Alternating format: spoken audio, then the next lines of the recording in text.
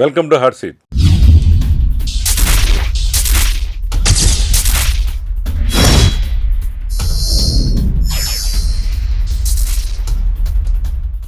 ఈరోజు hot seat కార్యక్రమంలో ఒక ముఖ్య నేత, పాత గుంటూరు జిల్లా, ప్రస్తుతం బాపట్ల జిల్లాకు సంబంధించి రేపల నియోజకవర్గానికి సంబంధించిన మోపిదేవి శ్రీనివాసరావు. ఈ మధ్య ఒక సంచలనంగా జగన్ పార్టీలో, వైసీపీ పార్టీలో పెద్ద ఎత్తున వేలాది మంది కార్లతో ఆయన చేరారు. అసలు ఎందుకు చేరారు, ఏంటి, ఆయన గురించి కొన్ని విషయాలు తెలుసుకుందాం. Welcome to hot seat. నమస్తే శ్రీనివాస్ గారు, బాగున్నారా? హ్యాపీ. శ్రీనివాస్ గారు, మీ గురించి గుంటూరు జిల్లా వ్యాప్తమే కాకుండా ఇటు కృష్ణా జిల్లా కానీ రాష్ట్ర వ్యాప్తంగా చాలామందికి మీరు సుపరిచితమైన పేరు మోపిదేవి శ్రీనివాసరావు. అంటే ఎన్నో సంవత్సరాలుగా రాజకీయాల్లో ఉన్నారు. అసలు మీ గురించి కొన్ని విషయాలు తెలుసుకోవాలనుకుంటున్నా ఇవాళ మా ప్రేక్షకుల కోసం. మీరు ఎక్కడ పుట్టారు, ఏం చదువుకున్నారు, కొన్ని విషయాలు తెలుసుకోవాలి. మీరు ఎక్కడ పుట్టారు? ముందుగా number 1 channel managing director and chairman గారికి, అదేవిధంగా వాళ్ళ మిత్ర బృందానికి, నెంబర్ 1 ఛానల్ యజమాని మొత్తం అందరికి కూడా ముందుగా నా ధన్యవాదాలు తెలియజేస్తున్నాను. నాకు ఈ అవకాశం ఈ రోజున ఇంటర్వ్యూ ద్వారా రేపల నియోజకవర్గమే కాకుండా పాత గుంటూరు జిల్లా ప్రేక్షకులే కాకుండా నెంబర్ 1 ఛానల్ ప్రేక్షకులు ఉంటారు, అభిమానులు ఉంటారు. ఎందుకంటే అది చాలా ఫాస్ట్గా ప్రజల్లో చైతన్యవంతం తీసుకొచ్చిన ఛానల్ నెంబర్ 1 ఛానల్ అనేది మంచి పేరుండే ఛానల్. రాష్ట్ర వ్యాప్తంగా నెంబర్ 1 ఛానల్కి మంచి స్పందన ఉంది. వాళ్ళందరూ కూడా నన్ను నెంబర్ 1 ఛానల్ ఈ రోజున పరిచయం చేసినందుకు మరోసారి మిమ్మల్ని ధన్యవాదాలు తెలుపుకుంటున్నాను. మీరు ఎక్కడ పుట్టారు? మాది రేపల్లి రూరల్ మండలంలో ఒడ్డువారిపాలెం గ్రామం, మా సొంత గ్రామం. అంటే సావిత్రి మాకు దగ్గర రిలేషను. ఒడ్డువారిపాలెం గ్రామం. సావిత్రి మదర్ది మా ఊరు ఒడ్డువారిపాలెం. సావిత్రి గారు పేరు మహానటి సావిత్రి. ఆమె పేరు మీద స్కూల్ కూడా ఉంది, స్కూల్ కూడా కట్టింది. ఓకే. ఆమె మా గ్రామంలోనే పెరిగింది. అంటే అమ్మమ్మ గారు ఊరు ఒడ్డువారిపాలెం. అదేవిధంగా అట్లాగే కూడా కాకుండా ఎడ్యుకేటెడ్ ఫ్యామిలీస్ మొత్తం ఒడ్డువారిపాలెం చిన్న గ్రామం, అంత ఎడ్యుకేటెడ్ ఫ్యామిలీ ఆ గ్రామం. అది చూసి సావిత్రి గారు ఆ గ్రామానికి హై స్కూల్, ఆ ప్రాంతంలో మొదటి హై స్కూల్ సావిత్రి గారు కట్టించింది. ఓకే. ఆ గ్రామంలో మేము వ్యవసాయ కుటుంబం మాది. ఓకే. ఏం చదువుకున్నారు మీరు? నేను 10th క్లాసు అయిపోతే ఇంటర్లోకి వచ్చాను. అక్కడ డిస్కనెక్ట్ అయిపోయింది. తర్వాత మీరు చాలా బిజినెస్లు ఉన్నాయన్నా, ఏమేమి వ్యాపారాలు ఉన్నాయి అసలు మీకు? అది వ్యాపారాలు కన్స్ట్రక్షన్స్ అండి. విఆర్ బిల్డర్స్ కన్స్ట్రక్షన్ నాదే. విఆర్ అంటే మన తాడేపల్లిలో కనబడుతుండదు హైవే మీద. అవును, 330 ఫ్లాట్స్. ఎప్పుడు ఏ సంవత్సరంలో కట్టారు అది? అది 2007 నుంచి 14కి నేను క్లోజ్ చేసేసాను, అయిపోయింది. అప్పుడే తెలుసా రాజధాని అవుతుందని మీకు?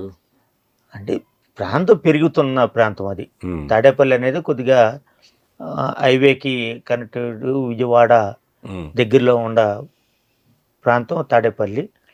ఆ తాడేపల్లిలో కొద్దిగా డెవలప్మెంట్ బాగుంటుంది అనే ఉద్దేశంతో కన్స్ట్రక్షన్ దిగటం జరిగింది 2007లోనే. అవును. మా ఫాదర్ పేరు విఆర్ అని, వీర రాఘవయ్య మా ఫాదర్ పేరు. మా మదర్ పేరు వీర రాఘవమ్మ. అప్పట్లోనే చాలా పెద్ద వెంచర్ అది. అవునవును. ఇక ఐజమ్ తప్పితే మాదిను ఐజమ్మే.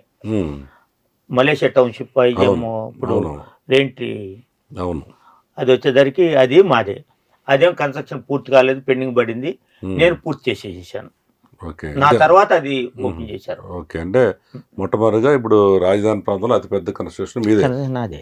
ఐజీఎం అంటే అక్కడ యూనివర్సిటీ దగ్గర కాబట్టి. రాజధాని కాదు, మీకు దగ్గర తిరుపతి నుంచి 350 ఫ్లాట్లు ఎవరు కూడా సింగిల్ బిల్డర్ గా కట్టింది లేదు. అంత డేరింగ్ ఏంటి అసలు మీకు? ఎట్లా అప్పుడు ఊరు బయట లాగా ఉండేది అది, తోటలో ఇట్లా భయంకరంగా ఉండేది కదా? ఫస్ట్ నుంచి కూడా మేము బిజినెస్ లో కొద్దిగా మాకు సహకరిస్తూ ఉండేవాళ్ళు. వ్యాపారంలో వీళ్ళ దగ్గర తీసుకుంటే ఏదైనా పర్చేజ్ చేస్తే రూపాయి పెరిగిద్ది, వాళ్ళు కొద్దిగా మంచి నాణ్యతతో కానీ ఎదుటి కస్టమర్ని నష్టపరచరు అనేది ఓ నమ్మకం కస్టమర్ల దగ్గర ఉండేది. ఆ నమ్మకాన్ని మేము వ్యాపారంగా సక్సెస్ అయ్యాం. తర్వాత మీరు అనేక రకమైన సేవా కార్యక్రమాలు చేస్తున్నట్టుగా మా వాళ్ళు కొన్ని తెలుసుకున్నారు రేపల్ల పరిసర ప్రాంతాల్లో. అసలు ఈ కార్యక్రమాలు ఎందుకు రాజకీయంలోకి వెళ్దామనే ఉద్దేశంతో చేసేవాళ్ళు అప్పట్లో? జనరల్గా మీకు లేదండి, అసలు నాకు రాజకీయాల్లోకి రావాలనే ఆలోచన ఫస్ట్ నుంచి కూడా లేదు. రాజకీయం అనేది కాంగ్రెస్ పార్టీ అభిమాని నేను ఫస్ట్ నుంచి కూడా. కాంగ్రెస్ పార్టీ అంటే ఫస్ట్ నుంచి కూడా అదొక పిచ్చి. అట్లా కాంగ్రెస్ పార్టీ అభిమానిగా కార్యకర్తగానే పనిచేసా. కానీ నేను రాజకీయాల్లోకి వచ్చి పదవులు చేద్దామని మాత్రం నేను ఏ రోజు. సేవా కార్యక్రమం ఎందుకు చేశారు? కారణం ఏంటంటే సేవా కార్యక్రమం అది నా తృప్తి కోసం, మా కుటుంబం పరిస్థితి. ఎందుకంటే మేము రైతు కుటుంబం నుంచి కొంత ఉన్నతమైన కుటుంబం నుంచి వచ్చాము. ఏ సంవత్సరం అడుగుపెట్టారు రాజకీయాలకు మీరు అసలు? 86 86 నుంచి. నుంచి 85, 86, 83లో యాక్చువల్గా నేను అప్పుడు కొద్దిగా అవగాహన, అంటే అప్పుడు తెలుగుదేశం పార్టీ అదే కొత్తగా పార్టీ రావటం, సినిమా యాక్టర్ కాబట్టి అది కొద్దిగా పబ్లిసిటీ, దాని మీద రాజకీయాలు అంటే ఇట్టా ఉంటాయా అని కొద్దిగా నాకు అవగాహన కలిగింది. 83 ఎన్టీ రామారావు పార్టీ పెట్టినప్పుడు రాజకీయాల మీద అవగాహన, అంతేగాని కాంగ్రెస్ పార్టీ అభిమాని. ఇప్పుడు కాంగ్రెస్ పార్టీలో కుటుంబం మొత్తం చేరిన తర్వాత ఈ మధ్య 2 సార్లు కాంగ్రెస్ పార్టీలో ఎమ్మెల్యే అభ్యర్థిగా పోటీ చేశారు కదా. నేను 2014లో కాంగ్రెస్ పార్టీ ఎమ్మెల్యేగా ఫస్ట్ బీపారం బొత్స సత్యనారాయణ గారి చేతుల మీదుగా నేను తీసుకున్నాను. పిసిసి అధ్యక్షుడు బొత్స సత్యనారాయణ గారు, ఓకే, సెంట్రల్ మినిస్టర్ పనబాగ లక్ష్మి గారు. అప్పుడు బొత్స సత్యనారాయణ గారు కానీ పనబాగ లక్ష్మి గారు కానీ ఇద్దరు కూడా నాకు సహకరించారు, బీపారం ఇచ్చారు. రాష్ట్రంలో ఓటు పరంగా నేను సెకండ్ ప్లేస్, థర్డ్ ప్లేస్లో నేను ఉన్నాను ఓటు వచ్చిన దాంట్లో. అప్పుడు మంత్రులు చేసిన వాళ్ళు కానివ్వండి, ముఖ్యమంత్రులు చేసిన కిరణ్ కుమార్ రెడ్డికి కూడా 1800 ఓట్లు వచ్చినాయి. మీకేం వచ్చినాయి? ఆనవ రామనారాయణ రెడ్డి గారికి ఆర్థిక మంత్రి చేశాడు, ఇప్పుడు తెలుగుదేశం మంత్రి ఆయన. ఆయనకు వచ్చే 3000 చిల్లర వచ్చినాయి. మీకెంత వచ్చినాయి? నాకు 13,000 చిల్లర వచ్చినాయి, 14,000 వచ్చినాయి. 2014లోనే 14,000 వచ్చినాయి. 14,000 వచ్చినాయి. అంటే వ్యక్తిగతంగా మీకు అంత నేమ్ ఉంది రేపల చుట్టుపక్కల? వ్యక్తిగతంగా అవ్వచ్చు, సేవా కార్యక్రమాలు అనొచ్చుగా. అదేలే, ఇప్పుడు మీరు అన్నారు కదా సేవా కార్యక్రమాల్లో కొద్దిగా చురుగ్గా ఫస్ట్ నుంచి కూడా నాకు అది ఒక హ్యాబిట్ అనమాట. ఓకే, సేవ చేయాలి, ఒక పేదవాళ్ళకి కానీ లేకపోతే నా ఫ్రెండ్ సర్కిల్ కానీ ఎవరన్నా కానీ ఏదన్నా నాతో ఏదైనా పని అయిద్దంటే మాత్రం దాన్ని నేను చాలా సంతోషంగా స్వీకరిస్తాను. మనం చేసే పరిస్థితులు ఉన్నాం కాబట్టి వచ్చారు వాళ్ళు. ఇప్పుడు ఆ రోజు 2014లో కేవలం మీ వల్లనే, మీరు అక్కడ పోటీ చేయడం వల్లనే మోపిదేవి వెంకటరమణ ఓడిపోయాడు అంటున్నారు, నిజమేనా? అది రాజకీయాల్లో అక్కడ ఉన్న సమీకరణలు బట్టి నడుస్తుంది. రమణరావు ఓడిపోతానికో లేకపోతే సత్యప్రసాద్ గెలవటానికో, నేను ఓడిపోవటానికో పోటీ చేయరు ఎవరు కూడా. నేను గెలవాలని మాత్రం ఎలక్షన్ గట్టిగా చేశాను నేను. కరెక్టే. ఇప్పుడు కాంగ్రెస్ పార్టీ రాష్ట్రం అంతా 0 అయిపోయినప్పుడు ఎట్లా గెలుస్తారులే కానీ జనం అనుకుంటుంది ఏంటంటే ఈరోజు కూడా రేపల ప్రాంతంలో ఈయన కాంగ్రెస్ పార్టీ సీటు తెచ్చుకొని మోపిదేవి వెంకటరమణ ఓడిపోవడానికి ఈయన కృషి చేశాడు, ఈయన గెలవడానికి తెలుసు కూడా. అదే మీలాంటి వాళ్ళు లేకుండా అప్పుడు ఎవరికి ఆర్డినరీ పర్సన్కి ఇస్తే ఆయన గ్యారెంటీ గెలిచేవాడు. ఇప్పుడు అంటే మీరు కేవలం ఓడించడానికి ఉపయోగపడుతున్నారు రేపు. అంటే అట్లా అనుకునే దానికంటే కూడా 2014లో ఈ రాష్ట్ర పిసిసి అధ్యక్షుడు బొత్స సత్యనారాయణ గారు ఆయన స్థాయికి ఎవరిని ఓడించాలని పోటీ చేయడాయన, ఆయన గెలవటానికే పోటీ చేస్తాడు. కన్నా లక్ష్మీనారాయణ గారు రాష్ట్ర పవర్ఫుల్ మంత్రి, మన ఏపీలోనే కాకుండా జిల్లాలో మరొక సెకండ్ రంగా అనిపించుకునే వ్యక్తి కన్నా లక్ష్మీనారాయణ గారు. ఆయన పోటీ చేశాడు 2014లో. అట్లా చెప్పుకుంటూ పోతే ఈ రాష్ట్రంలో ప్రతి ఒక్కరు కూడా కాంగ్రెస్ పార్టీ అభ్యర్థులు నేషనల్ పార్టీగా పోటీ చేయాల్సిన బాధ్యత ఉంది. ఎవరు ఎలక్షన్ వాళ్ళు చేసుకున్నాం. అది ఆ రోజున విభజన పరిస్థితులు కాంగ్రెస్ పార్టీ మీద పడటం జరిగింది. అది కొద్దిగా కాంగ్రెస్ పార్టీ ఆ రోజున విభజన అనేది ఒక విధానంతో విభజించలేదు, ఏదో వెళ్ళిపోయింది స్పీడ్గా, ఎవరో చెప్పారనే దాని మీద వెళ్ళిపోయింది. ఆ రోజున చంద్రబాబు నాయుడు గారు కూడా ఆ రోజున మాట్లాడాడు సోనియా గాంధీ గారిని, ఈ ప్రాంత పరిస్థితులు ఆమెకు తెలియదు, విభజించకుండా రాష్ట్రాన్ని విభజించాలి, ఈ రాష్ట్రం సపరేట్గా ఇవ్వాలి అని చెప్పి ఆ లెటర్ ఇవ్వటం జరిగింది. ఆ ఆలోచనతోనే ఆమె రాష్ట్రాన్ని 2 భాగాలు చేసింది. ఆ ఎఫెక్ట్ కాంగ్రెస్ పార్టీ మీద పడింది. చంద్రబాబు నాయుడు గారు తప్పుకున్నారు. ఇంత చాలామంది కూడా కాంగ్రెస్ పార్టీ మీద నిందేయటం జరిగింది. అట్లా ఓడిపోవటమే కానీ కాంగ్రెస్ పార్టీ 100 సంవత్సరాల చరిత్ర కలిగిన పార్టీ. అదిగాక 2004 నుంచి రాజశేఖర రెడ్డి గారు ఒక బ్రాండ్, ఆయన పేద బొడుగు బలహీన వర్గాల వారికి రాజశేఖర రెడ్డి గారు బ్రాండ్. అలాంటి కాంగ్రెస్ పార్టీ ఓడిపోవడానికి కారణం మాత్రం అది కాంగ్రెస్ పార్టీయే. చంద్రబాబు నాయుడు గారు కొంత కాంగ్రెస్ పార్టీతో మంతనాలు జరిపాడు వెనకాల ఉండి. ఆ కాంగ్రెస్ పార్టీ ఓడిపోవటానికి, కాంగ్రెస్ పార్టీ పతనం చేయడానికి తెలుగుదేశం పార్టీ పుట్టింది 83లో. అలాంటి కాంగ్రెస్ పార్టీతో కొంత మంతనాలు జరపడం వలన కాంగ్రెస్ పార్టీ చంద్రబాబు నాయుడు అనుకుంది సాధించాడు. కాంగ్రెస్ పార్టీ పతనానికి 2014 కారణమైంది. 2019లో కూడా మీరు మళ్ళీ పోటీ చేశారుగా? చేశాను. కాంగ్రెస్ పార్టీ ఇక అక్కడ మీ మీద ప్రధాన ఆరోపణ ఏంటంటే ఈ 2 సార్లు కూడా 3 సార్లు 24 అదే ఈ అన్ని సార్లు కూడా 3 సార్లు ఎవరు గెలిచారు? సత్యకుమార్ గెలిచారు. సత్యప్రసాద్ అనగానే గెలిచాడు కదా. గెలిచాడు. అందరూ అనుకున్నది అంటే మీకు సత్యప్రసాద్కి అవగాహన కుదుర్చుకొని ఆయనే డబ్బులు ఇచ్చి ఈయనుంటే ఓట్లు చీలిపోతాయి, ఈ కాపుల ఓట్లు కానీ ఇవన్నీ ఈ వైఎస్ఆర్కి పడవు అని మీకు చాలా డబ్బులు ఇచ్చి మిమ్మల్ని పోటీ చేయించారంటారు. ఎన్ని కోట్లు తీసుకున్నారు మీరు? అసలు కాంగ్రెస్ పార్టీ పోటీ చేయటం అనేది ఒక పక్కన పెట్టండి. ఆనాడు వైఎస్ఆర్సీపీ పార్టీ 14-19 ఓడిపోవటానికి కారణం నేనేననేది ఒక ఇదైతే నడిచింది వాతావరణం. ఎందుకు ఓడిపోవడం కారణాలు అయినాయి అంటే, మోపిదేవి శ్రీనివాసరావు అమ్ముడు పోతాడా, అమ్ముడు పోయే మనస్తత్వం కాదు, ఆయన ఎంత సంపాదించినా ప్రజలకే పెట్టాడు, సేవా కార్యక్రమాలు పెట్టాడు, అతను అమ్ముడు పోతాడా అనే ఒక ఆలోచన ప్రతి ఒక్కళ్ళు కలిగి ఆ యాంటీ ఓటు నన్ను నింద అనవసరంగా వేసిన నాయకుడు ఆ రోజున నేను ఓడిపోవటానికి, వైఎస్ఆర్సీపీని ఓడియటానికి కారణం మోపిదేవి శ్రీనివాసరావు అయ్యాడు అని చెప్పి ఆ రోజున పోటీ చేసిన నాయకుడు ఆయన అనుసరించిన విధానాన్నే అతను ఓడించింది అనేది మాత్రం నేను అడిగిన సూటిగా చెప్పట్లా శ్రీనివాస్ గారు. ఒక నాయకుడు ఒకసారి ఓడిపోయిన తర్వాత పార్టీల అభ్యర్థిగా రెండోసారి పోటీ చేయడు ఎందుకు లేరా అని, మూడోసారి అసలు చేయడు. మీరు 3 సార్లు కూడా ఇప్పుడున్న మంత్రి అనగానే సత్యప్రసాద్ ద్వారా ఎన్ని కోట్లు తీసుకున్నారు సూటిగా చెప్పండి మీరు. ఇప్పుడు మీకు 3 సార్లు పోటీ చేయని వాళ్ళు ఎవరు లేరండి, చాలా మంది చేశారు. బీజేపీ పార్టీ 82లో 2 సీట్లు. మీరు ఎటో చెబుతున్నారు, మీరు పోటీ చేసిన ప్రతిసారి ఆయనే గెలుస్తున్నాడు కదా, ఆయన లాభదాయకంగా ఉంది. లాభదాయకం అంటే అతను క్యాచ్ చేసుకుంటున్నాడు ఓట్ బ్యాంక్ ని, అతను క్యాచ్ చేసుకుంటున్నాడు, వీళ్ళే నా మీద నిందేసుకుంటూ వెళ్తున్నారు. మళ్ళీ సమాధానం చెప్పండి, తీసుకున్నారా లేదా? అసలు నాకు తీసుకోవాల్సిన అవసరమే నాకు లేదు. నేను తీసుకునేవాడిని అయితే నా దగ్గర ఉన్న ఆస్తులు నేను అమ్మేసేసి ఈ రోజున ఖర్చు పెట్టి సేవా కార్యక్రమాలు చేయాల్సినంత అవసరం లేదు. నేను చేసిన సేవా కార్యక్రమాలు రేపల్లి నియోజకవర్గంలో గుంటూరు జిల్లాలో నేను ఈ రోజు కూడా గర్వంగా చెప్పుకుంటా. నేను సంపాదించింది 100 రూపాయలతో 100 రూపాయలు 105 రూపాయలు ఖర్చు పెట్టాను. నేను ఎట్లా ఖర్చు పెట్టాను నాది రుజువులు ఉన్నాయి. రేపల్లి నియోజకవర్గంలో దగ్గర 52 చర్చీలు క్రైస్తవులకి గవర్నమెంట్ 5 లక్షలు ఇస్తే నేను 5 లక్షలు 10 లక్షలు నేనేసి 52 చర్చీలు కట్టించిన ఘనత గుంటూరు జిల్లాలో కాదు, ఏపీలో మోపిదేవి శ్రీనివాసరావు అవుతాడు. 52 చర్చీలు కట్టించాను నేను రేపల్లి నియోజకవర్గంలో. ఇవాళ కూడా ఏ ఊరు వెళ్ళినా మా చర్చి మోపిదేవి శ్రీనివాసరావు కట్టించాడు, ఇది 15 లక్షలు అయింది, 10 లక్షలు అయింది, 20 లక్షలు అయింది, ఆయన గవర్నమెంట్ నుంచి ఒక 5 లక్షలు వచ్చింది, కథమా డబ్బులు ఇనేసుకుని కట్టాడు అనేది ఇవాళకి చెబుతారు ఈ రోజుకి కూడా. అదే విధంగా నా పిల్లలు 2 డాక్టర్లు చేర్చా.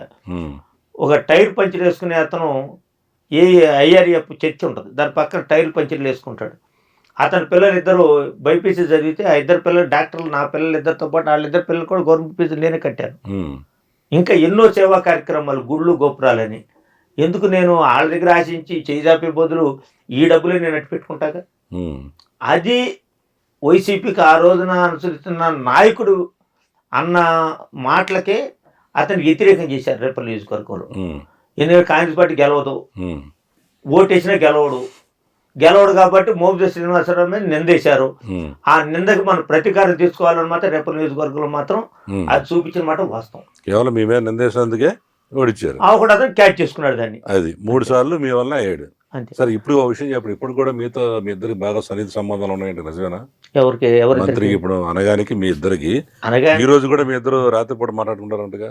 సత్యప్రసాద్ గారితో సంబంధాలు ఉండేవి, మోపిదేవి రమణరావుతో సంబంధాలు ఉండేవి, రమణరావు గారితో. అట్లాగే దేవినేని మల్లికార్జునరావు గారితో సంబంధాలు ఉండేవి, నాతో వాళ్ళకి సంబంధాలు ఉండేవి. ఎలాంటి సంబంధాలు ఉన్నాయి మీకు? రేపల్లి అందరూ రేపల్లి వాళ్ళమే, ఒకరికొకరికి మనిషి సంబంధాలు ఉంటాయి కదా. ఇప్పుడు శత్రువులను కాదు, రాజకీయ శత్రువులను. నేను గెలవాలని నేను పోటీ చేస్తాను, సత్యప్రసాద్ గారు గెలవాలని ఆయన చేస్తాడు, రమణరావు గారు గెలవాలని ఆయన చేస్తాడు, మల్లికార్జున గారు గెలవాలని ఆయన చేస్తాడు. అది గెలుపు రాజకీయాల వరకే పరిమితం అవుతుంది మా ప్రాంతం వచ్చి. రాజకీయాలు తర్వాత అయిపోయిన తర్వాత ఎవరైనా ఇప్పుడు ఫంక్షన్కి వెళ్తాం, అందరం కలిసి కూర్చుంటాం, ఒకళ్ళు మాట్లాడుకుంటాం, ఒకే వరుసలో కూర్చుంటాం. అది రాజకీయాల కింద దానికి ఎట్ట ముడి పెడతారు. అట్లా సత్యప్రసాద్ గారు నేను మాట్లాడుకోవటం ఏముంది, రమణరావు గారు నేను నిన్న 3 రోజుల నాడు కూడా కూర్చున్నాం కలిసి. సత్యప్రసాద్ గారు ఆయన నన్ను అన్న అని పిలుస్తాడు, నేను ఏ బ్రదర్ అంటా. నేను ఇప్పుడు ఆయన మంత్రి, ఆ స్థాయిలో ఉండి కూడా నన్ను అన్నే అంటాడు. రమణరావు శ్రీనని పిలుస్తాడు, నేను కూడా ఏంటి బాబు అని చెప్పేసి పిలుస్తాను నేను అతను. అంటే అది రిలేషన్షిప్కిను అక్కడ ఉన్న పరిచయాలకిను రాజకీయాలకు సంబంధం లేదు. అందరితో ప్రతి మనిషి కూడా సహజంగా సక్సెస్ అవ్వాలని కోరుకుంటాడు. ఉమ్, అది కాక నేను పట్టుదల గల మనిషిని ఉమ్, కాబట్టి కాంగ్రెస్ పార్టీ కష్టకాలంలో ఆ రోజున పోటీ పడ్డాం చాలామంది, ఉమ్, నాకు ఇచ్చారు. ఆ పార్టీని వదిలిపెట్టి వెళ్ళకూడదు బయటికి, ఎందుకంటే కష్టకాలంలో ఉంది పార్టీ, ఆ పార్టీలో బయటికి వెళ్ళకూడదు అనే దీంతోనే నేను పోటీ చేయటం సరే. జరిగింది. ముఖ్యమైన ఇంకో ఆరోపణ ఏంటంటే మీరు రియల్ ఎస్టేట్లో లేదా బిజినెస్ చేసి డబ్బు బాగా సంపాదించి ఒక పక్క సేవా కార్యక్రమాలు చేస్తున్నట్టు చేస్తూ రేపల్లో కుర్రోళ్ళందరినీ పోగు చేసి వాళ్ళందరూ కూడా ఒక రౌడీయుజంగా తయారు చేసి మీరంటే ఒక భయభ్రాంతులకు గురి చేసేట్టుగా అమ్మ మోపిదేశీని బ్యాచ్ అండి వీళ్ళందరూ కుర్రోళ్ళు ఉంటారా వీళ్ళు రౌడీయుజం అన్న పేరు తెచ్చుకున్నారు. ఎందుకు తెచ్చుకున్న కారణం, ఎందుకు అసలు అట్లా చేస్తున్నారు మీరు? అది మీకు రాంగ్ ఇన్ఫర్మేషన్. ఎవరో ఉమ్, రేపల్లో యాక్చువల్గా బసవపున్నయ్య గారు కానీ రాంబాబు గారు కానీ ఎలక్షన్ చేశారు, ఉమ్, ఎమ్మెల్యేలు చేశారు, ముందు ఎంపీలు చేశారు. ఉమ్, రేపల వాతావరణంలో కొద్దిగా కమ్యూనిటీ పరంగా గతంలో జరిగిన దీని మీద కమ్యూనిటీలో ఉమ్, కొద్దిగా ఎక్కువ శాతం ఉండటం వలన ఉమ్, కొద్దిగా డామినేషన్గా ఉంటారనే దాని మీద కొద్దిగా వ్యాపారస్తులు దూరంగా ఉండటం జరిగేది. ఉమ్, నా విషయానికి వచ్చేసరికి నేను వ్యాపారస్తుడు దగ్గరలో ఉంటాడు, వ్యాపారస్తుడు ఇబ్బంది కలగనీడు అని చెప్పేసి ఫస్ట్ ఆర్య వయసు సంఘం రేపల్లో ఎవరు ఫ్లెక్సీ లేరు, నా ఫ్లెక్సీలు వేసి నన్ను ఆహ్వానించిన సందర్భాలు రేపల్లో అది నాకు ఒక్కడికే దక్కింది. అంటే మేమే ప్రేమతోనా ప్రేమతోనే. భయంతోనా? భయం కాదు, ప్రేమతో. ఉమ్, ఎప్పుడు కూడా వైశాస్లో ఎవరు మంచోళ్ళు ఏంటి అనేది మాత్రం బేరీ చేస్తారు ఉమ్, మా రేపల ప్రాంతంలో మాత్రం. అట్టాగే ఈ వీళ్ళుండ బ్రాహ్మిన్స్, ఉమ్, ఇప్పుడు వడ్లు మూడోళ్ళు ఉన్నారు, పెద్ద ఫ్యామిలీ వాళ్ళు, ఉమ్, వాళ్ళతో నాతో ఆ రోజు నుంచి ఈ రోజు వరకు కూడా నాతో రిలేషన్షిప్ పట్టగా ఉంటారు. ఉమ్, అట్లా రేపల్లో ఎవరు కూడా నన్ను ఆయన వస్తే ప్రశాంతంగా ఉంటుంది, కానీ లేని పార్టీలో పోటీ చేస్తున్నాడు, ఉమ్, ఆయన రాజకీయాల్లో మాత్రం ముక్కుసూటిగా మాట్లాడతాడు. ఉమ్, అంతేగాని ఈ రౌడీజం అనేది మొట్టమొదటిసారిగా మీ నోటప్పుడు వింటమే. ఎవ్వరు కూడా నన్ను ఆ మాట అనే పరిస్థితి అయితే మాత్రం ఇంతవరకు ఎవరి నోటంటే వినపడలే. మరి ఇప్పుడు మీరు ఎక్కడో రేపల్లో ఉంటున్నారు, మీరు బెజవాడలో గుంటూరులో పెద్ద పెద్ద పేరున్న ఒక రౌడీ షూట్స్ కానీ లేదంటే సెటిల్మెంట్ చేసే గ్యాంగులతో కూడా మీ పరిచయాలు ఉన్నాయి లేవా? అసలు నాకు అట్లాంటి వాళ్ళతో వ్యాపారస్తులతో మాత్రం ఉమ్, వ్యాపారస్తులతో ఉమ్. ఎంప్లాయీస్తో కానీ నేను రిలేషన్ నడుపుతా, ఎక్కువ శాతం నడుపుతా. రేపల్లో మంచోడే మోపిదేవి, బయట అంతా చూస్తే అంత పెద్ద పెద్ద వీళ్ళతోనే తిరుగుతాడు అంటున్నారు. అదేం లేదు, ఎంత యాక్చువల్గా నాతో అమాయకంగా చెబుతున్నారు మీరు. లేదు శ్రీనివాస్ లేదు, గారు. నాతో స్నేహంగా ఉంటారు, ప్రతి ఒక్కరు కూడా అదే స్నేహంగా స్నేహం ఉంటారు. అంటే అది చెప్పేది. అంటే ఒక మంచోడితో స్నేహం చేస్తే ఏ ఇబ్బంది ఉండదు మనకి, ఓ మంచోడితో స్నేహం చేస్తే కొద్దిగా మనకు కూడా మంచి పేరు వస్తుంది అనుకోవచ్చుగా ఎవరన్నా. అదే ఇప్పుడు నేనైనా ఇప్పుడు మీతో స్నేహం చేస్తే ఉమ్, సుధాకర్ గారు మంచోడు, ఉమ్, ఆయనతో 2 అడుగులు వేద్దాం, ఉమ్, మనకు కూడా మంచి పేరు వస్తుంది, ఉమ్, మనకు కూడా 10 మంది డిగ్రీ తెస్తారనే అనుకుని కూడా నేను కూడా వాళ్ళతో నడవచ్చుగా, ఉమ్. వాళ్ళు కూడా నాతో అట్టగా నడుపుతారేమో. రాజకీయాలు కరెక్ట్ గా ఫిట్ శ్రీనివాస్ గారు మీరు, అందుకే రాజకీయ నాయకుడారు. రాజకీయాలకి నేను కరెక్ట్ గా చోటుపులు కావట్లే, ముక్కుచూటిగా ఇప్పుడు ఎక్కడో నిన్న మాట్లాడే లేటెస్ట్ గా మీరు ఆ పార్టీలో ఒక పార్టీలో జాయిన్ అయ్యారు కదా, వైజాగ్ నుంచి మా ఫోన్లు వచ్చినాయి, హైదరాబాద్ నుంచి ఫోన్ చేస్తారు, ఈయన మంచి డాన్ కదా, రేపల్లో సీట్ ఇస్తున్నారంట కదా, భారీ ఎత్తున ఖర్చు పెట్టాడు, వైజాగ్ వాళ్ళు అడుగుతున్నారు, రాజమండ్రిలో అడిగారు, హైదరాబాద్లో అడిగారు. అంటే మీ స్థాయి రాష్ట్ర వ్యాప్తంగా పెద్ద బ్యాచ్ ఉన్నారు వెనకాల, మీ వెనకాల. అయితే నేనైతే ఒకటి గర్వపడుతున్నానండి, ఉమ్, ఒక్క విషయం మాత్రం నేను గర్వపడుతున్నాను. ఉమ్, రాజకీయాలు పార్టీలు మారటం అనేది ఉమ్, వాళ్ళ నాయకులకు సాధ్యం అయిపోయింది, ఉమ్, ఎవరికైనా. ఉమ్, దాంట్లో నేను కూడా ఒకటి అనుకోండి, ఉమ్, నేనేమన్నా దాంట్లో సపరేట్ ఏం కాదు. ఉమ్, పార్టీలు మారటం అనేది సహజం అయిపోయింది. ఉమ్, పార్టీ మారినప్పుడు రాష్ట్ర నాయకుడు ఎవరన్నా అవనండి, రాష్ట్ర నాయకుడితో పని లేదు, జిల్లా నాయకుడైనా సరే, ఉమ్, నియోజకవర్గ స్థాయిలో నాయకుడైనా సరే, పార్టీ మారినప్పుడు ఆ వ్యక్తి మీద ఏ పార్టీ అయితే మేము పార్టీలో జాయిన్ అవుతున్నాం దానికి అపోజిషన్ పార్టీలు ఉంటాయి, ఉమ్, అపోజిషన్ పార్టీలు దుమ్మెత్తిపోతారు. ఉమ్, ఎందుకంటే అట్టంటోడు ఎట్టంటోడు రౌడీ అనో లేకపోతే చేటరనో లేకపోతే ఇంకో రకరకాలైన నిందలు వేయటం అనేది రాజకీయాల్లో ముందంజలో ఉంటుంది. ఉమ్. మంచోడిని చెడ్డోడిని చేస్తారు, చెడ్డోడిని మంచోడిని చేస్తారు. కానీ 5 రోజుల నుంచి మీడియా వ్యవస్థ మొత్తం పనిచేస్తుంది. చేద్దాం ఆ విషయానికి వచ్చే ముందు కొన్ని విషయాలు ఇంకా మీకు అసలైన విషయానికి మరి వచ్చే ఎక్కడ ముందు కూడా నా మీద చిన్న విమర్శ కూడా కాదు నేను రాలేదు ఈ అడిగేది రోజు ఏంటంటే మీ క్రమంగా మీ సీక్వెన్స్గా మనం అడిగే క్వశ్చన్స్ ఏంటంటే ఒక పక్క వ్యాపారస్తుడిగా ఉన్న మీరు సేవాభావాలతో ఉన్నట్టు అక్కడ కార్యక్రమాలు చేస్తూ రాజకీయ పరంగా కూడా ఉండి మిగతా ఇప్పుడు వంగవీటి ఫ్యామిలీ ఉంది, అందరితో మీరు మెయింటైన్ చేస్తారుగా. వంగవీటి అసలు సంతంతో రంగా ఉంది, గారు వంగవీటి రాధాతో ఉంది, మన ఆఖరికి వాళ్ళ అమ్మాయితో రేపలు రాగానే అంటే ప్రతి ఒక్కళ్ళు మోపిదేవిని సందర్శించకపోతే అక్కడ తేడాలు వస్తాయనే ఉద్దేశంతో ఎవడొచ్చినా, ఏ కుల సంఘ నాయకుడు వచ్చినా ఎవరు వచ్చినా రేపలంగానే మోపిదేవిని కలవాలనేట్టుగా చేసుకున్నారు మీరు. అంటే దానికి కారణం ఏంటంటున్నా, అంత భయం మీరు భయపెట్టా లేదా వాళ్ళతో ఉన్న సన్నిధి సంబంధాలా? కాదండి. ఇప్పుడు మన నేను కోగంటి సత్యం గారిని ప్రముఖుడు ఉన్నాడు ఇక్కడ, ఆయన కూడా మన ఏదో విషయంలో రేపల మన మోపిదేవి శ్రీనివాస్ ఉన్నాడండి అంటున్నాడు.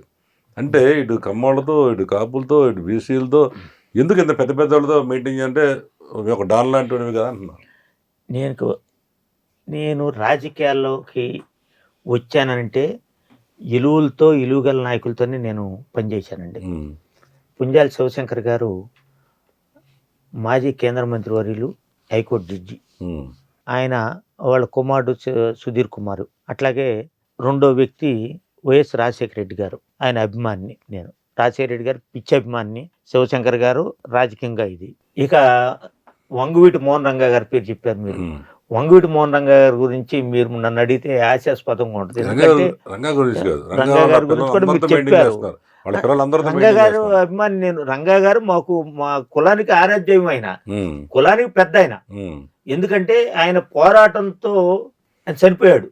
పోరాటంతో ఆయనకి సావు ఉందని సంగతి తెలిసి కూడా ఆయన అడుగు వెనకేయకుండా చనిపోయి ఇక్కడ విజయవాడే కాదు ఈ రాష్ట్రంలో ఉన్న ప్రతి ఒక్కరు కూడా ఒక ఆదర్శమయ్యాడు. ప్రతి పేదవాడికి అండదండగా ఉంటూ వాళ్ళ కోసం నిరాదీక్ష చేసి ఆయన చనిపోతాడన్న సంగతి తెలిసి కూడా దీక్ష చేసి చనిపోయిన వ్యక్తి కాపు కులంలో పడతాం, ఆయన అభిమానిగా ఉండటం అనేది నేను చాలా గర్వపడతాను ఈ రోజు కూడా. ఒక విషయం ఏంటంటే ఈ మధ్య మీరు లేటెస్ట్గా పవన్ కళ్యాణ్ గారు మాట్లాడుతూ వంగవీటి రంగా గురించి మాట్లాడారు. ఏమనంటే మీ అందరూ కాపులందరూ ఇప్పుడు మాట్లాడుతున్నారు, మీరందరూ ఆయన ఎందుకు కాపాడుకోలేకపోయారు అని చెప్పేసాను రంగా గారి గురించి మాటల్లో. నిజం కదా ఆయన చెప్పింది, మీరు కాపు కులమే కదా. ఇప్పుడేమో అందరూ వచ్చేసి ఆయన అంటున్నారు అనవసరం కదా పవన్ కళ్యాణ్ గారిని, మీద రంగా గారిలా ఊహించుకున్నాం, నువ్వు మాకు పని చేయట్లేదు అంటున్నారు అనవసరంగా ఆయన్ని. ఆయనేమో ఇట్లా అంటున్నాడు.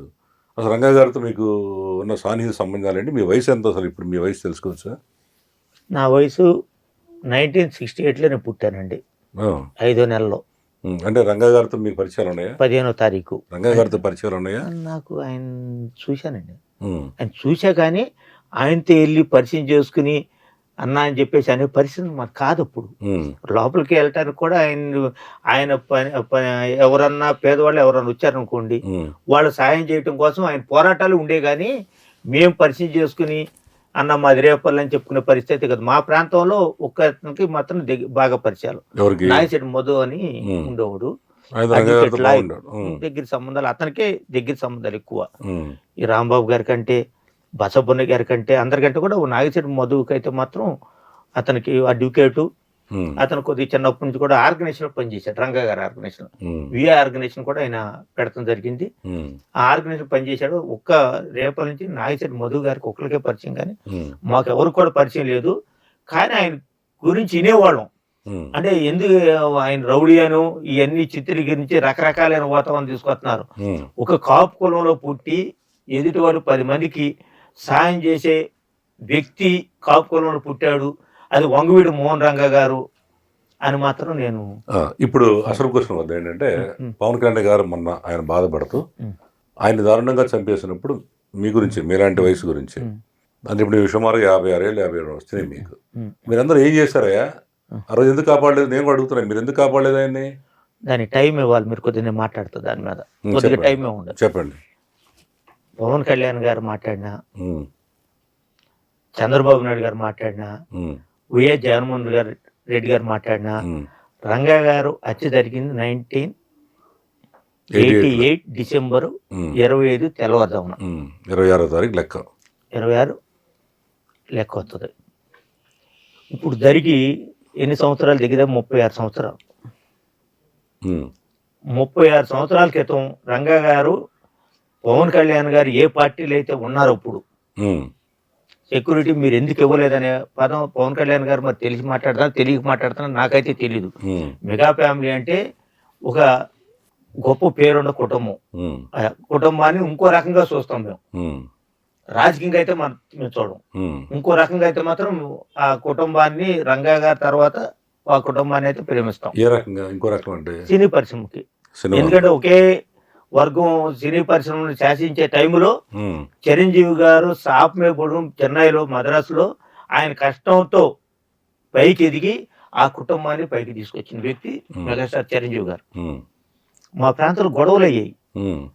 ఎన్టీ రామారావు గారు ఫ్యామిలీకి చిరంజీవి ఫ్యామిలీ ఫ్యాన్స్ గొడవలు జరిగాయి. అలాంటి వ్యక్తులతో పోటీ పడి మెగా ఫ్యామిలీ అనే ఒక పెద్ద కుటుంబాన్ని ఏర్పాటు చేసి ఈ రాష్ట్రంలో కాదు ఈ దేశంలోనే ఆయన అభిమాన సంఘాలను ఏర్పాటు చేసుకున్న కుటుంబం ఏదైనా ఉందంటే మెగా ఫ్యామిలీ. ఆ ఫ్యామిలీ కూడా రంగా గారి తర్వాతే. రంగా గారితో సమానం అయితే ఆ ఫ్యామిలీ కూడా కాదు. అసలు ఆ ఫ్యామిలీ కాదు. ఈ భారతదేశంలో రంగా గారితో సమానమైన వ్యక్తి అనేది మేము ఒప్పుకోం. అదే ఎందుకు కాపాడుకోలేదు కదా? టైం కావాలనేది అదే. దాని మీద టైం నేను వంగవీటి మోహన్ రంగా గారికి రాష్ట్రంలో 10 లక్షల మంది ఉండ ఒక చిన్న మీటింగ్ ఆయన రాకుండా పిలిపితే 10 లక్షల మంది వచ్చారు. నాకు ప్రాణాన్ని ఉందని చెప్పేసి ఆయన అర్జీ పెట్టుకున్నారు ఇక్కడ పోలీస్ కమిషనరేట్ లో. అప్పుడు ఉంది ఏ ప్రభుత్వం? తెలుగుదేశం ప్రభుత్వం ఉంది. ఆయన కాపాడాల్సింది ఏ పార్టీ, ఏ ప్రభుత్వం ఆ రోజున? అధికార పార్టీ. ఇప్పుడు మేము వెళ్ళి కాపాడేది ఏముంటది అసలు? ఇప్పుడు రంగా గారు లాంటి వాడిని అతి దారుణంగా హత్య జరిగింది.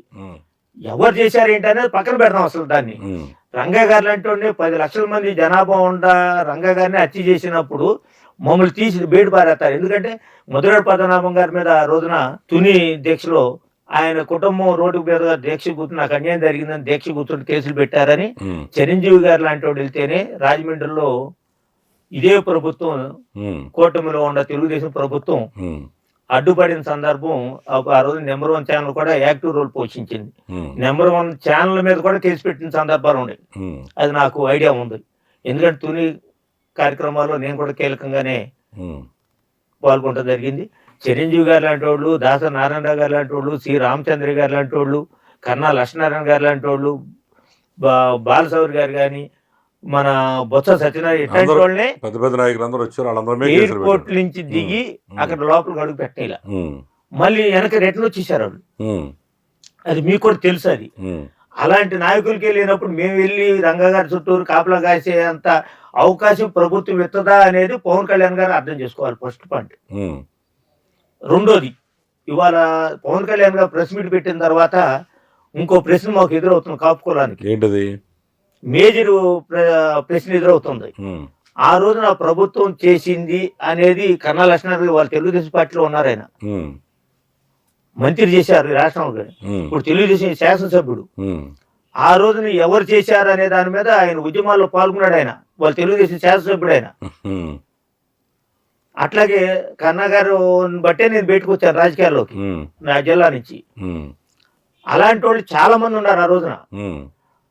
ఏది రంగా గారిని చంపిన దాంట్లో ఆ ఉద్యమాల్లో చాలా మంది నష్టపరిచాం. సంబంధం లేని వాళ్ళు కూడా నష్టపరిచాం ఆ రోజున. వాళ్ళు ఈ రోజు మాట్లాడుతున్నారు పవన్ కళ్యాణ్ గారి స్టేట్మెంట్ బట్టి. ఈ రోజు పవన్ కళ్యాణ్ ఇట్లా మాట్లాడుతున్నాడు. 2 సంవత్సరాల నుంచి డిఫరెంట్ గా నడుస్తుంది రంగా గారి హత్య. మళ్ళీ ఈ రోజు మీరు కాపాడలేకపోయారు అంటున్నారు. ఆ రోజు మమ్మల్ని ఎందుకు ఇబ్బంది పెట్టారని చెప్పేసి ఆ కులం అడుగుతున్నారు చాలా మంది మాలాంటి వాళ్ళని. ఆ రోజు మాకు అన్యాయంగా మమ్మల్ని హింసించారు మీరు. రంగా గారిని మేము చంపలేదనేది పవన్ కళ్యాణ్ గారిని నోటంటే మాట్లాడుతున్నాడు. మీరు ఎందుకు కాపాడలేదు అంటున్నారు అనేది ఆ వాతావరణాన్ని. అంటే నేనేమంటానంటే రంగా గారి ఇష్యూని తెర మీద తీసుకురాబాకండి. మీ రాజకీయాల కోసం మీరు రాజకీయాలు చేయండి. మీరు ముఖ్యమంత్రి అవుతారని ప్రతి ఒక్కరు కూడా ఆశించారు. కాపులు ముఖ్యమంత్రి అవ్వాలి. నేను నామినేషన్ వేయడానికి వెళ్తే నా తలుపులు వేసేసారు పిల్లలు ఇంట్లో నుంచి బయట రానికుండా. నా పిల్లలు బయటికి గడిపెట్టేసేసి నువ్వు వెళ్తానికి లేదు, నామినేషన్ వేయటానికి లేదు, అందరు కులాలు ఉండయి, పవన్ కళ్యాణ్ ముఖ్యమంత్రి అవ్వడానికి వెళ్తాను, మీరు పోటీ చేసి చీల్చేయటానికి మీరు పోటీ చేస్తున్నావు నువ్వు అని చెప్పి బయటకు గడిపెడితే నేను కాంగ్రెస్ పార్టీ అభిమానిగా ఒరే నన్ను ప్రచారం చేయనురా నేను అని చెప్పేసి నేను బతిలాడి పిల్లలతో డోర్ తీపించుకుని నామినేషన్లో వచ్చాను నేను. అంటే పవన్ కళ్యాణ్ ముఖ్యమంత్రి అయితే కాపులుగా సంతోషం అయితే పడతాం. ఒక కాపు కూడా ముఖ్యమంత్రి అవ్వాలి అని. నేను ముఖ్యమంత్రిని అవ్వటానికి లేదు, నేను ఎవరికో సపోర్ట్ చేస్తా అన్నప్పుడు ఈ రాష్ట్రంలో ఉన్న బొత్స సత్యనారాయణ గారు లాంటి వాళ్ళు, ఉమ్మారెడ్డి వెంకటేశ్వర లాంటి వాళ్ళు, ఇట్లాంటి వాళ్ళు చాలా మంది ఉన్నారు. ఉమ్మారెడ్డి వెంకటేశ్వర గారు మరి సెంట్రల్ మినిస్టర్ చేశారు ఆయన. ఇట్లాంటి వాళ్ళు అందరినీ ఓడించి అదే ఎమ్మెల్యే వరకే నువ్వు ఉంటాం అనేది మేము జీర్ణించుకోలేకపోతాం అనేది నా అభిప్రాయం. ఓకే, మీరు ఎమ్మెల్యే అవటం కోసం ఇప్పుడు ఎమ్మెల్యేని మంత్రి అనేది చంద్రబాబు నాయుడు గారు ఇచ్చేది, కానీ ఎమ్మెల్యే గెలవటం కోసం వీళ్ళందరూ ఓడిపోవటం అనేది చాలా బాధాకరమైన విషయం అండి. మమ్మల్ని అందరినీ ఓడిచ్చేసేసి అతను అక్కడే ఉండి ఎవరినో ముఖ్యమంత్రిని చేయటం అనేది మేము జీర్ణించుకెళ్ళిపోతాం. అతను ముఖ్యమంత్రి అవ్వాలంటే మాత్రం సంతోషిస్తాం. అర్థమైంది. సూటిగా చెప్పండి, రంగా గారిని, వంగవీటి మోహన్ గారిని చంపింది ప్రధానంగా ఎవరని మీరు అనుకుంటున్నారు? ఏమండి, వాళ్ళ మాట తప్పడానికి లేదండి. రాజకీయాల కోసం ఎట్టబడితే అట్లా మాట్లాడుకోవటం అనేది కరెక్ట్ కాదు. చెప్పండి. 1988 డిసెంబర్ 25 తెలుగుదేశం పార్టీ అధికారంలో ఉంది. అది అందరికీ తెలిసిన విషయం. ఈ రాష్ట్ర దేశ ప్రజలకు కూడా తెలుసు అది. ఆ ప్రభుత్వం దాంట్లో భాగస్వామ్యం ఉందని ఆ రోజున ప్రభుత్వం మీద నెల రోజులు కల్పి జరిగింది. అన్యాయంగా ఆ రోజు సంబంధం లేని వాళ్ళ మీద దాడులు జరిగినాయి. ఒక సామాజిక వర్గం మీద, కమ్మ సామాజిక వర్గం మీద వాళ్ళ సంబంధం లేదు అసలు. అంటే చంద్రబాబు నాయుడు తెలుగుదేశం పార్టీ కుట్ర పని చంపారు అనే ఒక కక్షతో అమాయకుడిగా 10 మందికి ఉపయోగపడే చంపారు అనే ఒక ఆలోచనతో కట్టలు తెచ్చుకున్నారు. ఒక కాపులు చేయలేదు ఆ రోజున. మీరు ఆ ఉద్యమం మీరు మొన్న ఈ మధ్యన ఈయన మాట్లాడాడు, కత్తి పద్మారావు గారు, మీరు మీరు కూడా చేశారు అనుకుంటా. రంగా లాంటి వాడు మా కులంలో పుడితే ఆయన దేవుడిగా మేము చిత్రీకరించుకునే వాళ్ళం. మేము మా కులంలో ఎందుకు పుట్టలేదు ఆయన చెప్పి ఆయన ఆవేదన వ్యక్తం చేశారు. అలాంటి వ్యక్తిని చంపారు ఫలానా ప్రభుత్వం, నాకు ప్రాణాన్ని ఉందని చెప్పి పోలీసులు కూడా అడిగాడు, ఆయనకి ఇవ్వలేకపోయారు అనే కక్షతో చాలా మంది పాపం అమాయకులు కూడా ఆ రోజు ఇబ్బందులు పడ్డ సందర్భం ఉంది. ఇప్పుడు ఒకటి మీరు చెప్పేది ఏంటంటే తెలుగుదేశం ప్రభుత్వం చంపింది అంటున్నారు, అందరికి తెలుసు అంటున్నారు. హరిరామ జోగి గారు అదే చెప్పాడు అందరు దాదాపుగా.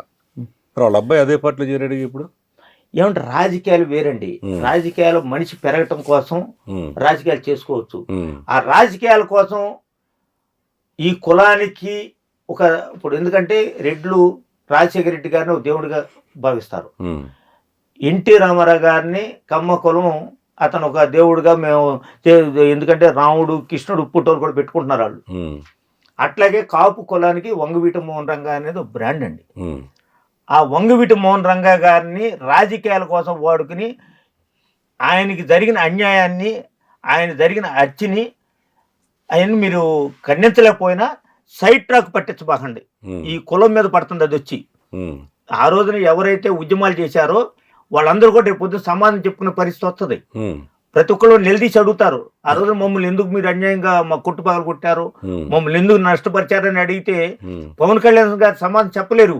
ఎట్లా చెప్పగలుగుతారు? ఆయన తెలియదు అసలు రంగా గారు గురించి ఆయనకి తెలియదు. తెలియకుండా ఎట్లా మాట్లాడతారు? ఆయన ఆల్రెడీ తెలుసుకునే ఎలా తెలుసు అండి? ఇప్పుడు రంగా గారి గురించి రోడ్డుకి ఎక్కాం, రంగా గారి గురించి విగ్రహాలు పెట్టాం, రంగా గారు పూజ ఎత్తనం, రంగా గారు ప్రతి ఇంట్లో కూడా పిల్లలు, మా పిల్లలు పిల్లలు వాళ్ళ పిల్లలు తరాలకు వెళ్ళిపోయిన 100 సంవత్సరాలు రంగా గారు పుట్టో ప్రతి ఇంట్లో ఉంటుంది. అలాంటి రంగా గారిని నిన్నేమో 88 అది జరిగింది. తర్వాత మళ్ళీ ఈ మధ్యలో రెడ్లు చంపేశారని చెప్పేసి ఒక వాదంతం తీసుకొచ్చారు. మళ్ళీ నిన్న కాక మొన్న కాపులు ఎందుకు కాపాడలేకపోయారంటే ఏంటి నాకు అర్థం కావట్లేదు. ఎడుదారిస్తుంది రాజకీయాలు.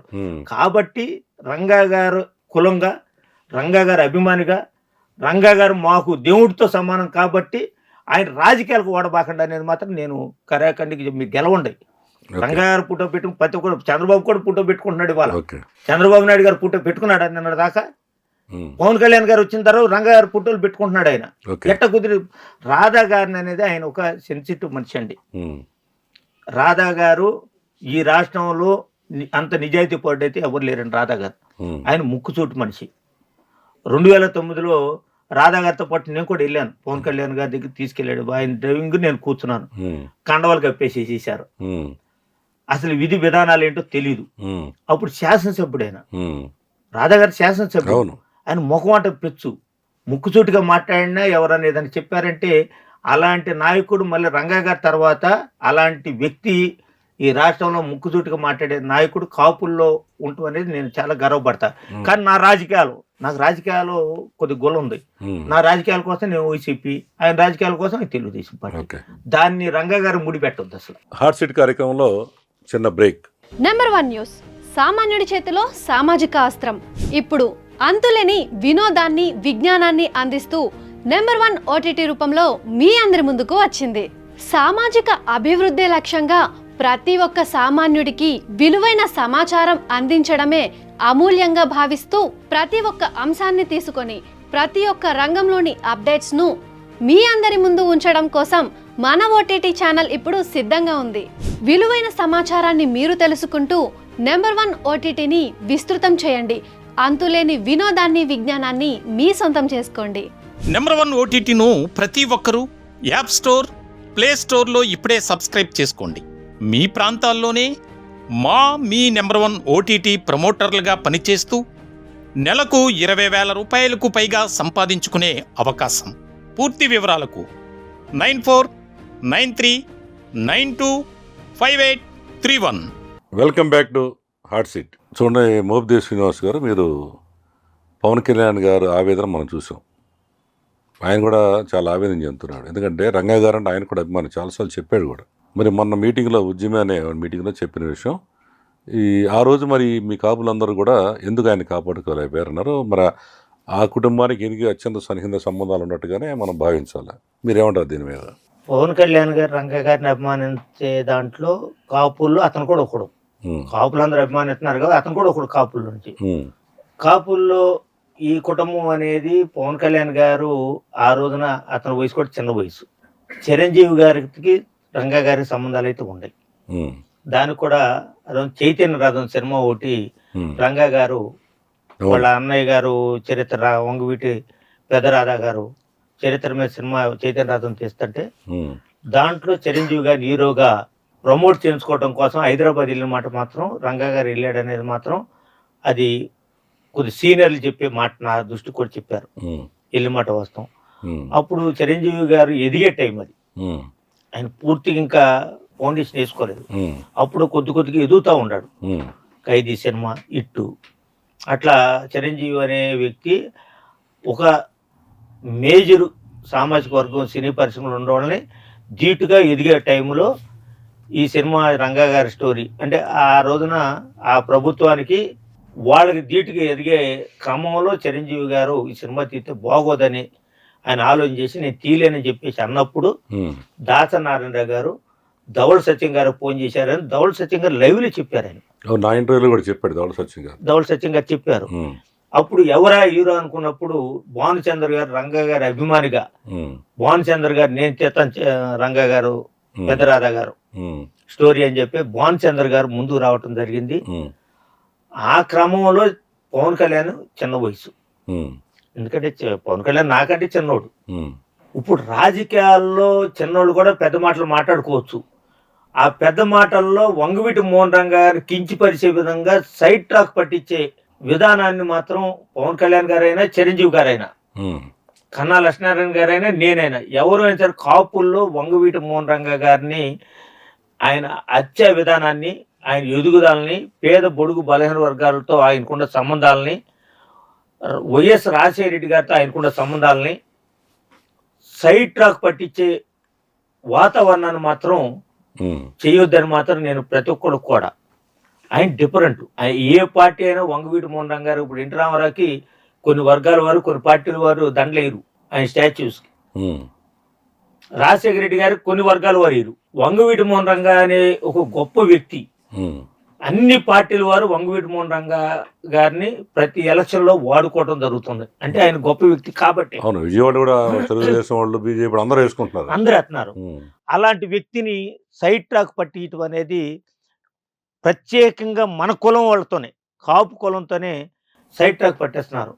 రెడ్లు చంపారని కొంతకాలం కమ్మారు చంపారని కొంతకాలం, ఇప్పుడేమో కాపులు ఎందుకు కాపాడలేకపోయారు అంటే కాపులు కాపులు కూడా దీంట్లో కుట్రుందా అని కొంతమంది ఆలోచన చేసి మళ్ళీ ఎవరైతే 88లో దాడులు జరిగిన వాళ్ళు వచ్చేసి మీ నాయకుడే చెప్పాడు కదా అని చెప్పేసి మీరే దానికి కారణం అని చెప్పేసి అనే వాతావరణం సృష్టించే రంగా గారి చరిత్రని, ఆయనకున్న సామాజిక వర్గాన్ని, అన్ని కులాలకు మాత్రం రంగా గారిని దూరం చేయకండి. మీ రాజకీయాలు మీరు చేసుకోండి. వంగవీటి మోహన్ రంగా గారిని మాత్రం రాజకీయాల కోసం మీరు ఆయన రోడ్డుకు లాగకండి. మీకు ఇష్టం లేకపోతే ఇష్టం లేనట్టుగా దండలు అయిపోకండి ఆయన స్టాచ్యూలకి, ఉమ్, ఆయన జెండాలు పట్టి తిరగబాకండి మీరు. ఉమ్, ఎక్కడ కూడా జనసేన ప్రోగ్రామ్స్లో వంగవీటి మోహన్ గారి జెండా ఉండదు. ఉమ్. అదొకటి మీరు గమనించుకోవాలి. ఉండదా? ఉండదు. అదేంటి? ఎక్కడుంది? ఎక్కడుంది చెప్పండి. మీరు తీసుకోండి. గత క్యాన్వాస్లో చిరంజీవి గారు ఇప్పుడు రంగా గారి ఫోటోతో, రంగా గారి జెండాతో రాజశేఖర రెడ్డి గారు ఎలక్షన్ చేశారు ఉమ్, కాంగ్రెస్ పార్టీలో. ఉమ్. రంగా గారి ఫోటో, రంగా గారి జెండా లేకుండా రాజశేఖర రెడ్డి గారు ఎలక్షన్ చేయలే. ఇప్పుడు ఈ లెక్కన ఏంటంటే మొన్న మరి మీరు జనసేన ఓను నా కులం అంటున్నావు, ఎట్లా రంగా గారి బొమ్మ ఏది? మీరు అదే రంగా గారి జెండా ఏది? ఆయన బండి మీద. శ్రీనివాస్ గారు మీరు అక్కడే పొరపడుతున్నారు. ఆయన ఎప్పుడు నేను కాపు కులాన్ని నేను సమర్థించను, నా కాపు కులం ఓట్లు లేదని డైరెక్ట్గా చెప్పాడు కదా. జెండా ఎందుకు పెడతారంటున్నా ఆయన, పెట్టాల్సిన అవసరం ఏంటి వాళ్ళకి? ఏమండి, నేను ఆ ఒక్క విషయాన్ని మాత్రం, కాపు కులం కాదు పవన్ కళ్యాణ్ గారు అంటే పార్టీ లేదండి అసలు. ఉమ్, అది నేను కరాఖండికి చెబుతాను. ఉమ్, నా కుటుంబమే దానికి ఉదాహరణ. ఉమ్. నేను కాంగ్రెస్ పార్టీ నామినేషన్ వేయడానికి వెళ్తే తలుపులు గిల్లి పెట్టేశారు నా పిల్లలు మీ ఇంట్లోనే? మా ఇంట్లోనే. నేను నామినేషన్ వేయడానికి అభ్యర్థిని, నేను కాంగ్రెస్ పార్టీకి, ఉమ్, ఓ నేషనల్ పార్టీకి. ఉమ్, నా ఇంట్లో గిల్లి పెట్టేశారు నా పిల్లలు. ఉమ్, నువ్వు ఎట్టేస్తావు నామినేషన్లో, నీకు వచ్చే 2000 3000 వస్తాయి, కాంగ్రెస్ పార్టీకి యాడ్ వస్తాయి. ఉమ్, ఆ 2000 3000 ఓట్లు పవన్ కళ్యాణ్ ఓట్లు, ఉమ్, ఆయన ముఖ్యమంత్రి అవుతున్నాడు 2024లో ఉమ్, అని. ఓరే నాయన, ఆయన ముఖ్యమంత్రి అవ్వడరా, ఆయన ముఖ్యమంత్రి అంటలేదు ఉమ్, అని చెప్పేసి అన్న. నా పిల్లలు ఒప్పుకోవాలా? ఉమ్, సరే, వాళ్ళకి ఓటు వేయాల్సిందే, కుటుంబానికి ఓటు వేయాల్సిందే కదా. ఉమ్, ఇక పిల్లలు చెప్పినట్టు నేను నామినేషన్ వేసి ఇంట్లో కూర్చుంటే నాకు 2000 ఓట్లు వచ్చినాయి. ఉమ్. నేను నామినేషన్ వేసి ఇంట్లో కూర్చున్నా, మరి పెద్ద ప్రచారానికి కూడా తిరగల. అదే మీ వాళ్ళందరూ కూడా ఆయనకి చేశారు. ఇక అది ఒక బ్రాండ్ అండి. వంగవీటి మోహన్ రంగా గారి మీద చెలగాటాలాడితే, ఏ రోజైతే కన్నా లక్ష్మీనారాయణ గారు నేను సమకాలు కున్ని రంగా గారికి అని అన్నాడో, ఆ ఎలక్షన్లో ఓడిపోయాడు కన్నా లక్ష్మీనారాయణ గారు. రంగా గారి సమకాలికులు ఈ రాష్ట్రంలో కాపు కులంలో ఇంకోళ్ళు లేరు, ఉమ్, రంగా గారు ఒక్కడే. అలాంటి రంగా గారిని ఎలక్షన్కు వాడొద్దు. రాజశేఖర రెడ్డి గారికి రంగా గారికి ఉన్న సంబంధాన్ని మీరు సైట్ టాక్ పట్టించబాండి. ఉమ్, ఎందుకంటే 85లో రాజశేఖర రెడ్డి గారి చేతుల మీద బీపారం ఇచ్చిన సందర్భాలు చూసాం మనం. ఉమ్, మేము చూసాం. టౌన్ సిటీ కాంగ్రెస్ పార్టీ అధ్యక్షుడిగా రాజశేఖర రెడ్డి గారికి రంగా గారికి ఉన్న సంబంధాలు. ఉమ్, రాజయువరాజు థియేటర్ పేసీల్లో ఉంటే ఆ రోజు రంగా గారు ఆ కుటుంబానికి, రాజశేఖర రెడ్డి గారి కుటుంబంతో సపోర్ట్గా ఉండి నిలబడిన వ్యక్తి రంగా గారు. ఉమ్, అంటే రంగా గారి స్నేహం ఎప్పుడన్నా ఒక దురాలోచనలు ఎదుటి వ్యక్తి కానీ ఆలోచన చేస్తే మాత్రం వాళ్ళతో స్నేహం చేస్తాడు అనేది మాత్రం రంగా గారి ఆలోచన కాదు ఎప్పుడు కూడా. ముక్కుదూటికి వెళ్ళే మనిషి, ఓకే. పేదవాళ్ళకు సాయం చేయాలి, పేదవాళ్ళకి అండగా నిలబడి. అట్లాంటి వ్యక్తి కాపుల్లో చరిత్రలాగా చెప్పుకుంటే ఉమ్, రంగా గారిని రాజకీయాల కోసం మీరు ఎందుకు వాడుతున్నారు అసలు నాకు అర్థం కావట్లేదు. ఓకే. మీకు ఇష్టం లేదు పక్కన పెట్టేసేసాను రంగా గారిని, మీరు దండలు అయిపోకండి, ఉమ్, జెండా పెట్టబాకండి. పెట్టట్లేదు చెబుతున్నారు కదా, జనసేన వాళ్ళుగా పెట్టరా ఎక్కడ పెట్టారు? ఎక్కడ పెట్టారు? రంగా గారు కానీ సంబంధం లేదని కానీ ఒక నాయకుడు చెప్పగలిగితే పవన్ కళ్యాణ్ గారు కూడా అవసరం లేదంటారు రంగా అభిమానులు సార్. ఈ రాష్ట్రంలో. సందర్భం ఒక విషయం ఏంటంటే, నిన్న దాసర్ రామోహన్ ఇట్లా ఇంటర్వ్యూలో ఏం చెప్పాయంటే, అసలు పవన్ కళ్యాణ్ గారు డిప్యూటీ సీఎం అయిన తర్వాత ఒక్కసారన్న రంగా గారు జయంతి కానీ వర్ధంతి కానీ కనీసం ఫోటో కన్నా దండేశాడా? ఎంతవరకు పవన్ కళ్యాణ్ గారు రంగా విగ్రహం దండేసిన చరిత్ర ఎక్కడ ఉందో చూపెడుతుంది అన్నాడు. నిజమేనా? అది నమ్మచ్చా? ఏ లేదా ఆయన డిప్యూటీ సీఎం అయిన తర్వాత? అయితే నాకు తెలిసినంత వరకు చిరంజీవి గారిని నేను దగ్గర చూశానండి. పవన్ కళ్యాణ్ సంగతి చెప్పండి. చిరంజీవి గారిని చూశాను. డిప్యూటీ సీఎం అయిన తర్వాత రంగా గారు దండేశాడా లేదా? చిరంజీవి గారిని బట్టే పవన్ కళ్యాణ్ గారు అండి. మాకెవరికైనా ఈ రాష్ట్రంలో ఉన్న కాపులు ఎవరికైనా చిరంజీవి గారిని బట్టి పవన్ కళ్యాణ్ గారు. చిరంజీవి గారు ఎప్పుడు కూడా రంగా గారిని అవమానించేవాడు కాదు, రంగా గారు పేరెత్తేవాడు కాదు. ఆయన రంగా గారు గొప్ప వ్యక్తి, అదే మేమందరం ఎవరైనా కూర్చున్నప్పుడు. ఎందుకంటే మా ఇంటికి వచ్చాడు చిరంజీవి గారు, రాజశేఖర రెడ్డి గారు మా ఇంటికి వచ్చాడు, జనార్దన్ రెడ్డి గారు వచ్చాడు. అంటే పార్టీకి అనుకూలంగా ఉండే వ్యక్తులు ఏళ్ళలో రంగా గారిని పోగొట్టుకున్నాం మనం. మళ్ళీ ఆ పరిస్థితి రాకూడదు. ఎదుటి వ్యక్తికి కాపు అనే వ్యక్తి ఎదుటోళ్ళ సాయం చేసే పరిస్థితి ఉంటే ఈ కులంలో పుట్టిన వాళ్ళు 10 మందికి ఉపయోగపడుతున్నారని ఒక ఆలోచన చేయండి అని మాత్రం చిరంజీవి గారి ఆలోచన కూడా ఉంది. ఈయనది అది కాదండి. తెగల వారీగా రెడ్లు రాజకీయం చేస్తున్నారు, రెడ్లు చేసేది కమ్మరు రాజకీయం చేస్తున్నారు. మనం చేయలేక వాళ్ళిద్దరిని అనుకోవాల్సిన పని లేదు, మనం కూడా చేయాలి. నువ్వు 175 నియోజకవర్గాల్లో వేమూరు కాన్స్టిట్యున్సీ ఉంది. పవన్ కళ్యాణ్ గారు సభలు పెడితే ఆ సభలకు ఎవరు వస్తున్నారు అనేది మీకు తెలుసు, జగమెరిగిన సత్యం ఈ రాష్ట్ర ప్రజలందరికీ తెలుసు. ఏంటంటే రంగా గారి తర్వాత ఎవరు కూడా ఒకరు కావాలి మనకి అని ఆలోచన చేశారు. రంగా గారు సభ పెడితేనేమో నాతో పాటు ఆ రోజున విజయవాడలో మీటింగ్ పెడితే కాపునాడు నాతో పాటు కారులో వచ్చింది ఎస్సీలు, బీసీలు, గౌడ సోదరులు వచ్చారు. ఎస్సీలు మాలామాదిగా అంటే క్రైస్తవుల్లో వచ్చారు. ఈయన సభ పెడితే ఆ కులాలు ఎక్కడి నుంచి వస్తున్నాయండి? ఇప్పుడు నువ్వు పార్టీ జరిపి అన్ని కులాల్లో నుంచి బయటికి తీసుకొచ్చి వేమూరు కాన్స్టిట్యూన్సీ ఉంది, మీకు తెలుసు, ఐడియా ఉంది. వేమూరు కాన్స్టిట్యూన్సీ కాపుల దగ్గర 40,000 ఓటింగ్ ఉంది. అక్కడ ఎవరు పెట్టినా ఎస్సీ క్యాండిడేట్ రిజర్వ్డ్ సీట్ అది. ఎస్సీలు పెట్టిన ముగ్గురు గెలుచుకుంటారు. కాపు ఓటింగ్ పవన్ కళ్యాణ్కి అనుకూలంగానే ఉన్నారు కదా. మరి వేమూరు నియోజకవర్గం ఇన్ఛార్జిని ఎందుకు పెట్టలేదు అసలు చెప్పమని? ఎందుకు పెట్టలేదు ఇన్ఛార్జిని? ఎందుకు పెట్టలేదు మీ ఉద్దేశం? ఎందుకు పెట్టలేదు? అతను ఆలోచన లేదు. కాపు అవ్వకూడదా, బీసీ అవ్వకూడదు, ఎస్సీ అవ్వకూడదు అని, ముఖ్యమంత్రి అవ్వకూడదు అని చెప్పి ఏ మీటింగ్ చెప్పలేదని చెప్పండి. ఆయన ఎలక్షన్స్ రిజల్ట్స్ వచ్చేంత వరకు నేను ముఖ్యమంత్రిని కాదు, చంద్రబాబు ముఖ్యమంత్రి అని చెప్పి ఎలక్షన్ ముందు ఏ రోజు అని అన్నాడు ఆయన? అనలేదుగా. ఎప్పుడన్నా?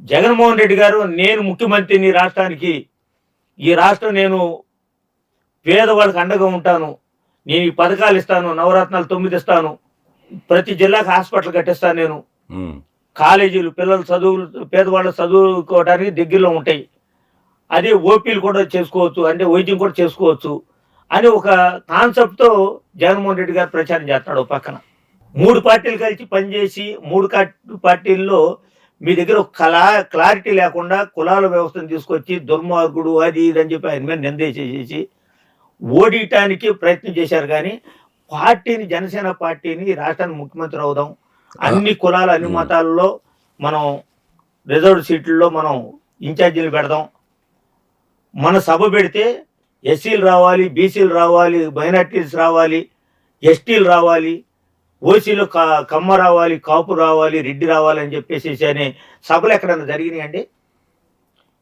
ఈ భారతదేశంలో కాదు, ఈ భారతదేశంలో ఎన్ని రాష్ట్రాలు అయితే ఉండే అన్ని రాష్ట్రాల్లో అన్ని కులాల వారు, అన్ని మతాల వారు జగన్మోహన్ రెడ్డి గారి సభలు చూసుకోండి. మీరు ఒక రెడ్లు ఉంటే ఇక్కడ ఎంతమంది ఉన్నారు? మనకి జనాల్లో రెడ్లు ఉన్నారు పెద్దగా?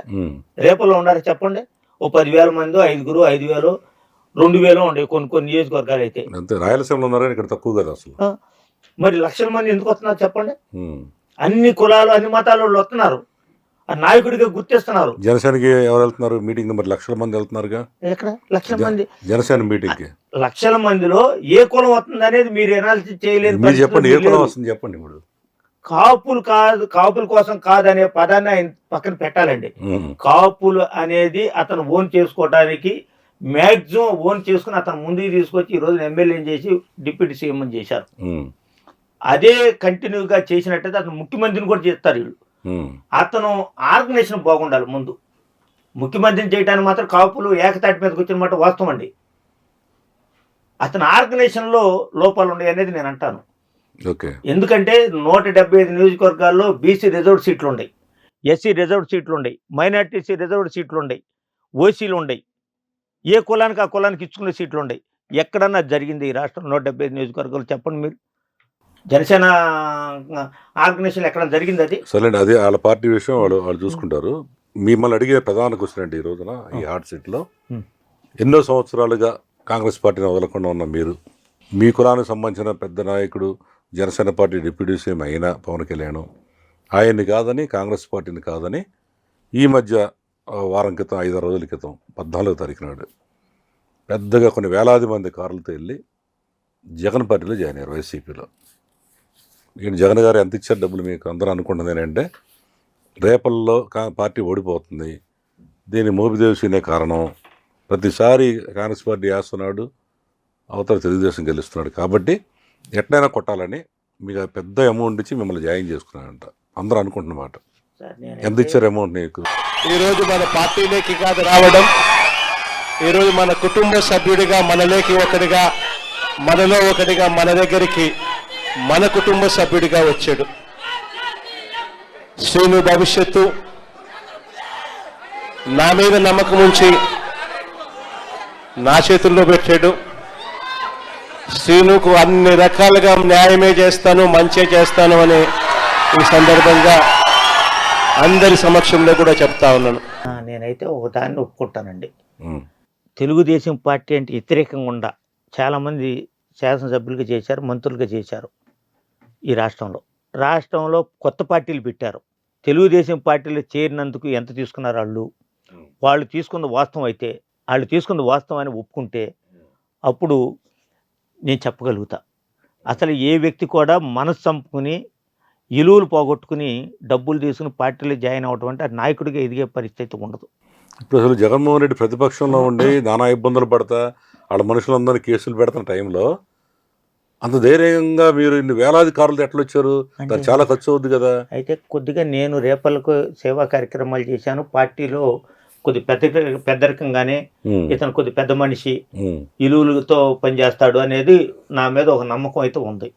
రేపల ప్రాంతంలో నాకంటే ఒక పేద కుటుంబంలో అనగాని వర్గం నుంచి ఒక దళితులైతేనేమి, ఒక మైనార్టీలు కానివ్వండి, ఎస్టీలు కానివ్వండి, ఎంతోమంది ధైర్యంగా పార్టీ లేదన్న జగన్మోహన్ రెడ్డి గారు లక్షలాది మంది, లక్షల్లో, వేలలో కూడా లక్షల్లో ఆయన కలిస్తే చాలు అనుకునే పరిస్థితి ఏర్పడింది. అంటే ఆయన చేసే మంచి పనుల కోసమే వాళ్ళు అంతమంది లక్షలాది మంది జనం ఉండాలి. అట్లాంటోళ్ళు సాహసంగా బయటకు వచ్చి జగన్మోహన్ రెడ్డి గారు అంటే నడుస్తున్నప్పుడు నేను కొద్ది గొప్ప మధ్యతరగతి వ్యక్తిని, కొద్ది ఇలువల కోసం 10 మంది ఒక 40,000 మంది ఉండ కులంలో నుంచి వచ్చినోడిని నేను. రాజకీయంగా కొంత అవగాహన ఉండోడిని, ఎదిరీదినోడిని, కష్టాలు పడినోడిని, అన్ని చేసినోడిని. నేను ఒక మంచి పనులు చేసే నాయకుడికి సపోర్ట్గా ఉంటే కొంత ఇంకా బలం చేకూరిద్ది. ఆయన 2029లో ముఖ్యమంత్రిగా చేసుకుంటే 2019 నుంచి 24 మధ్యలో 2 సంవత్సరాల కరోనా టైంలో కూడా ఆయన పరిపాలన చేశాడు. నవరత్నాలు పూర్తి చేశాడు. కరోనానే ఒక సమస్యలాగా చూసి ఈ రాష్ట్రంలో ఉన్న ప్రజల్ని ఇబ్బంది పెట్టకుండా అధికారాన్ని నడిపాడు అనే ఒక ఆలోచనతో ఆయన నమ్మి నేను పార్టీలో జాయిన్ అవుతుంది. నేను అడిగిన దాన్ని సూటిగా చెప్పట్లేదు మీరు. ఇది ఇంకా సూటే ఉంది, నా నమ్మకం ఏర్పడింది. ఇప్పుడు మీరు ఇది 2019లోనే జాయిన్ అవ్వచ్చుగా, పని ఆయన బాగా పరిపాలిస్తున్నాడు, అధికారంలో ఉన్నప్పుడు రావచ్చు కదా. ఆయనప్పుడు మిమ్మల్ని పట్టించుకోవాలి, మీలాంటి వాళ్ళు పనికిరాలి జగన్మోహన్ రెడ్డి గారికి. ఇప్పుడు ఆయనకి అవసరమైంది కాబట్టి మిమ్మల్ని కొనుక్కుంటున్నాడు అంటున్నా. ఎంత కొనుక్కున్నాడు మిమ్మల్ని? అయితే దీంట్లో చిన్న విషయం అయితే నేను చెబుతానండి. చిన్న అమౌంట్ మీకు నాకు శత్రుత్వం ఉంది. మీరు ఛానల్ నడుపుతున్నారు, ఎలక్ట్రానిక్ మీడియా, నేను వ్యాపారం చేసుకుంటున్నా. మీ డ్యూటీ మీరు చేయాలి, నా డ్యూటీ నేను చేయాలి. మీ డ్యూటీ మీరు చేసుకోవాలి, నా డ్యూటీ నేను చేసుకోవాలి. కానీ మన వ్యక్తిగతంగా మనకున్న కక్షను తీసుకొని మధ్యలో పెట్టకూడదు. అంటే ఇప్పుడు ఏంటి, జగన్మోహన్ రెడ్డి గారు అడగకూడదు, మీరు చెప్పకూడదు అంటారు అంతేనా? జగన్మోహన్ రెడ్డి గారి మీద ఉన్న లేనిపోయిన బుర్ర జల్లటం తప్పితే, నాకుండా పర్సనాలిటీని డ్యామేజ్ చేయడం కోసం తప్పితే, రాజకీయ లబ్ధి పొందడం కోసం తప్పితే, ఒక పనికిరాని వాళ్ళు మాట్లాడే ఆ ప్రాంతంలో ఉండేవాళ్ళు కానీ ఇతర బయటోళ్ళు కానీ ఆ విషయాల్ని మీరు మాట్లాడటం నేను వినటం కూడా హాస్యాస్పదంగా ఉంటది. మంది దీనికి కారణం కూడా ఉందంటున్నా. అసలు జగన్ పార్టీలో ఇవాళ 10 మంది చేయాలంటే బిక్కు మండలి సీక్రెట్ కండవాలు వేసుకుంటుంటే ఇంత ధైర్యంగా వేలాది మంది కార్లతో రావడం ఏంటి? అంత డబ్బు మీకు ఎక్కడి నుంచి వచ్చింది? ఎవరు ఇచ్చారంటుంది? ఇప్పుడు అంటే సొంత కాలంలో ఎవరి కార్లు మీకు క్లారిటీ ఇవ్వదలుచుకున్నానండి. ఎన్ని కార్లు వచ్చారు చెప్పండి. దాని మీద నేను క్లారిటీ సూటిగా చెప్పండి. ఇది ఇస్తాను, మీకు క్లారిటీ ఒకటి ఇస్తాను. ఎన్ని కార్లు చేయని మీరు సుమారు చెబుతాను, అది కూడా చెబుతాను, క్లారిటీ ఇస్తాను. ఇవాళ ప్రభుత్వం అనుసరిస్తున్న విధానం, కూటమి ప్రభుత్వం, గతంలో రాజకీయాలు, పాత రోజుల్లో రాజకీయాలు, మా రాజకీయాల్లో ఇలువల కోసమే పనిచేసేవాళ్ళం. ఎదుటి వ్యక్తిని ఇబ్బందులు పెట్టి అధికారంలో రాగానే కేసులు పెట్టి లోపలికి ఇచ్చే పరిస్థితి ఉండేది కాదు. తర్వాత అభివృద్ధి ఎవరికంటే ఎక్కువ చేయాలనే ఒక ఆలోచన కలిగేది. ఇప్పుడు అనుసరిస్తున్న విధానాన్ని వైసీపీ జెండా పట్టుకుని గ్రామాల్లో బయటకు వస్తే వాళ్ళ మీద కేసులు పెట్టి లోపలేసే పరిస్థితుల్లో కూడా జగన్మోహన్ రెడ్డి గారి వెనకాల నడవాలి అనే ఒక పట్టుదలతో లక్షలాది మంది జనం ఉంటే దాంట్లో నేను కూడా కొన్ని ఆకర్షితున్నాయి. ఆయన వస్తే బాగుంటుంది రాష్ట్రం అని నేను వెళ్ళొచ్చుగా. దానికి డబ్బులకి నువ్వు దీనికి ముడి పెడితే ఎట్టా కుదిరింది? ఇన్ని కార్లతో వచ్చారు, అదే అడుగుతుంది. మీరు ఏదో చెప్తున్నారు. ఏమండి, నేను చాలా వ్యాపారాలు చేశానండి. ఎంత డబ్బు ఖర్చు పెట్టారు? చాలా వ్యాపారాలు. ఎంత డబ్బు ఖర్చు పెట్టారు మీరు? డబ్బులని అసలు నేను అవసరం లేదండి డబ్బులు. నాకు ప్రతి వాళ్ళు కూడా ఒక 5 కార్లో 10 కార్లో, రేపల్లి నియోజకవర్గం కాదండి, పాత గుంటూరు జిల్లాలో నాకు ప్రతి ఒక్కరు కూడా కార్లు పంపించి నన్ను ఎంకరేజ్ చేశారు. ఇది వాస్తవం అండి. ఓకే, తర్వాత నాకేనండి సరే అయిపోయింది, నాకు వచ్చిన ఆన్సర్ వచ్చింది. నెక్స్ట్ మీరు జగన్మోహన్ రెడ్డి గారి ప్రత్యేకత ఏంటంటే జగన్ గారి ఇంట్లోకి వెళ్ళిన తర్వాత ఎవరన్నా నాయకుడు మీద వచ్చిన వాళ్ళందరూ బయట కార్లు ఆపి ఆ నాయకుడు మాత్రం లోపలికి వెళ్ళి ఎంత పెద్ద నాయకుడైనా ఆయన కండవా వేసి మా పార్టీలో జాయిన్ అయ్యండి ఇట్లా హత్తుకొని పంపిస్తాడు ఫోటోలు దిగి. అసలు మీరేంటి వేలాది మంది జగన్ ఇంట్లోకి వెళ్ళిపోయారు డైరెక్ట్గా అంటే మీ ఎదురుగా? దానికి కారణం ఏంటి? దానికి కారణాలు ఉన్నాయి. జగన్మోహన్ రెడ్డి గారికి అభిమాన సంఘాలు అన్ని కులాల్లో ఉన్నాయండి. 2024లో జగన్మోహన్ రెడ్డి గారికి కొంతమంది కుట్రల్లో భాగంగా ఒక కులాన్ని జగన్మోహన్ రెడ్డి గారికి దూరంగా చేశారు. దాంట్లో భాగంగా మా కాన్స్టిట్యున్సీలో కూడా మేము రాజశేఖర రెడ్డి గారి దగ్గర నుంచి పథకాలు తీసుకున్న సందర్భాలు ఉన్నాయి. రైతు రుణమాఫీ, ఆరోగ్యశ్రీ. కాపుల్లో కూడా చాలా పేద కుటుంబాలు ఉంటాయి, చాలా పేద కుటుంబాలు ఉంటాయి. రైతు పక్షంలో ఉండేవాళ్ళు రేపల్లి నియోజకవర్గం కాపులు ఎక్కువ, అందరికంటే కూడా అన్ని కులాల కంటే కూడా రైతు పక్షంగా రేపల్లి ఏరియాలో కాపులు ఉంటారు. తెలిసిన విషయం మీతో కాపులు ఎక్కువ వచ్చారంటారు మన అంతేనా? మొన్న వాళ్ళు కాపుల్ని అందరినీ తీసుకురావాలనేది నేను జగన్మోహన్ రెడ్డి గారి దగ్గర చేయాలనేది నా ఆలోచన. ఎంతమంది వచ్చారు కాపులు మన మీతో? నాతో వచ్చింది 10,000 మందిలో 50% కాపులు వచ్చారండి. వీళ్ళందరూ గ్రామాల్లో లోపలికి పిలిచి డైరెక్ట్ ఇంట్లో పిలిచి ఎంతవరకు ఆయన చరిత్రలో ఆ ఇల్లు కట్టిన తర్వాత అన్ని వేల మంది రాలేదు. ఆయన చూడాలని మాత్రం నన్ను ఒత్తిడి చేశారండి. కాపు గ్రామాల్లో కొన్ని గ్రామాలు ఉండేవి, వన్ సైడ్ గ్రామాలు కాంగ్రెస్ పార్టీకి ఉండే గతంలో. రాజశేఖర రెడ్డి గారు కానీ, శివశంకర్ గారు కానీ, రాంబాబు కానీ, బసవపన్న గారు కానీ ఇట్లా ఓన్ చేసుకుంటే కాపుల్ని ఒక 27 గ్రామాలు కాపు గ్రామాలు, వన్ సైడ్ గ్రామాలు 98%లో 100%లో 90% కాపులు కాంగ్రెస్ పార్టీకి ఈ నాయకులంతా నడిచి. అసలు రేపల్లి నియోజకవర్గంలో 24 డిఫరెంట్ అయింది. ఓకే, రేపల్లి నియోజకవర్గం కాపులు ఎన్ని వేల మంది ఉంటారు చెప్పండి సూటిగా? ఉన్నారండి 42,000 మంది దాకా ఉన్నారు. ఉన్నారా? ఉన్నారు 42. ఈక్వల్ గౌడ కాపు ఈక్వల్ అండి. ఒక 100, 200, 500 వాళ్ళు ఎక్కువ వీళ్ళు ఎక్కువ కూడా ఇంతవరకు దాన్ని ఇంకా టాలీ కాలేదండి కొత్త ఓటింగ్ దాంట్లో. ఓకే, తర్వాత అంటే ఎవరు ఎక్కువ అయితే మాత్రం కాదండి, సమానం అయితే గౌడస్ కానీ ఇది సమానంగా ఉన్నారు. దాంట్లోనే 2 అభ్యర్థులు వాళ్ళే ఉన్నారు. ఇప్పుడు మీరు కొత్తగా అందరూ ఆశించిందంటే మోపిదేవి శ్రీనివాసరావుకి ఎమ్మెల్యే టికెట్ ఇస్తున్నారేమో, ఈ వేలాది కార్లు తెలియడు అనుకున్న టైంలో జగన్ గారు బాంబు పిలిచాడు. మరి మీ ఇద్దరు ఏం మాట్లాడుకున్నారో తెలియదు. ఆయన రాగానే మిమ్మల్ని గట్టిగా పట్టుకుని వాటేసుకున్నాడు. చాలా సంతోషంగా ఉన్నాడు. ఏదో వీటి పక్క చెవులు ఏదో మాట్లాడినట్టున్నారు. వెంబడే అసలు అక్కడ మాట్లాడే సంస్కృతి లేదు. మెల్ల కన్వేయడం పంపించేయటం. ఆయన మైక్ ఇచ్చి శ్రీను మాట్లాడన్నాడు. మీరు మాట్లాడతా అక్కడ నాకు ఎవరికి సీట్ ఇచ్చినా నేను పనిచేస్తాను, మిమ్మల్ని సీఎం చేయటమే లక్ష్యం అన్నారు. ఆయన తర్వాత మైక్ తీసుకొని మోహన్ కృష్ణకి శ్రీను సపోర్ట్ చేస్తా అన్నాడు. చాలా సంతోషం. కానీ మిమ్మల్ని కూడా చట్టసభలో నా పక్కనే కూర్చోబెట్టుకుంటున్నాడు. ఏంటి ఇది అంతా ఏం జరుగుతుంది? ఇది ఏమన్నట్టు? నేను పార్టీలో చేరే ముందు జగన్మోహన్ రెడ్డి గారిని కలవటం జరిగిందండి. కలిసినప్పుడు నేను జగన్మోహన్ రెడ్డి గారితో ఒక వాస్తవం, ఇది వాస్తవం మీరు కూడా నమ్మాలండి. ఇది మీ ద్వారా నేను రేపల్లి నియోజకవర్గమే కాదు పాత గుంటూరు జిల్లా నాయకులందరూ కూడా నేను తెలియపరుస్తున్నాను. అపోహపడుతున్నారు అది. నేను సీటు కోసం నీ దగ్గర రాలేదు బాబు, బాబు అనే మాట్లాడే నేను. అన్న అంటే నన్ను అన్న అనవద్దు, నన్ను శ్రీనని పిలవమన్నాను. ఎందుకంటే రాష్ట్రాన్ని ముఖ్యమంత్రి చేశాడు, మాజీ ముఖ్యమంత్రి. ఆయనకి ఇవ్వాల్సిన గౌరవం మనం ఆయనకి ఇవ్వాలి. శ్రీననే పిలవమన్నా నేను మీ దగ్గరికి ఎమ్మెల్యే సీటు కోసం, ఎమ్మెల్యే సీటు కోసం నేను రాలేదు. నీతో పనిచేయటం కోసం మాత్రం వచ్చాను నేను. నువ్వు ముఖ్యమంత్రి అవడం కోసం నా వంతు నేను కృషి చేస్తానని చెప్పి మాత్రం వెళ్ళాను నేను. ఆ రోజున ఎమ్మెల్సీ చట్టసభల్లో కూర్చోబెడతాను, సమానమైన దీంట్లో నా పక్కన కుర్చీ వేసి నిన్ను కూర్చోబెడతానంటే చట్టసభలో కూర్చోబెట్ట నాకు ఏరే ఆలోచన కలిగేటట్టు కూడా ప్రజలు కల్పించాడు అక్కడ ఆయన. అది నేను అనిపించలేదు.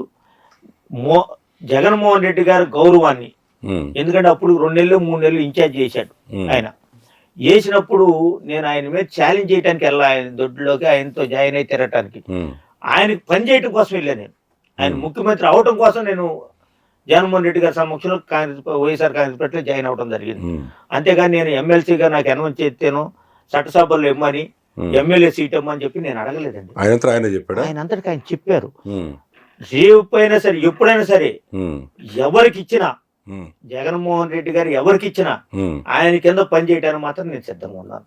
ఎందుకంటే ఆయన మాట, ఆయన తీరి, ఆయన పేదవాళ్ల మీద ఆయన పడే ఆరాటాలు అవన్నీ కూడా రాజశేఖర రెడ్డి గారు కనపడుతున్నాడు ఆయనలో. రాజశేఖర రెడ్డి గారు రంగా గారితో ఆయనకున్న సంబంధాలని నాకు గుర్తుకొస్తున్నాయి.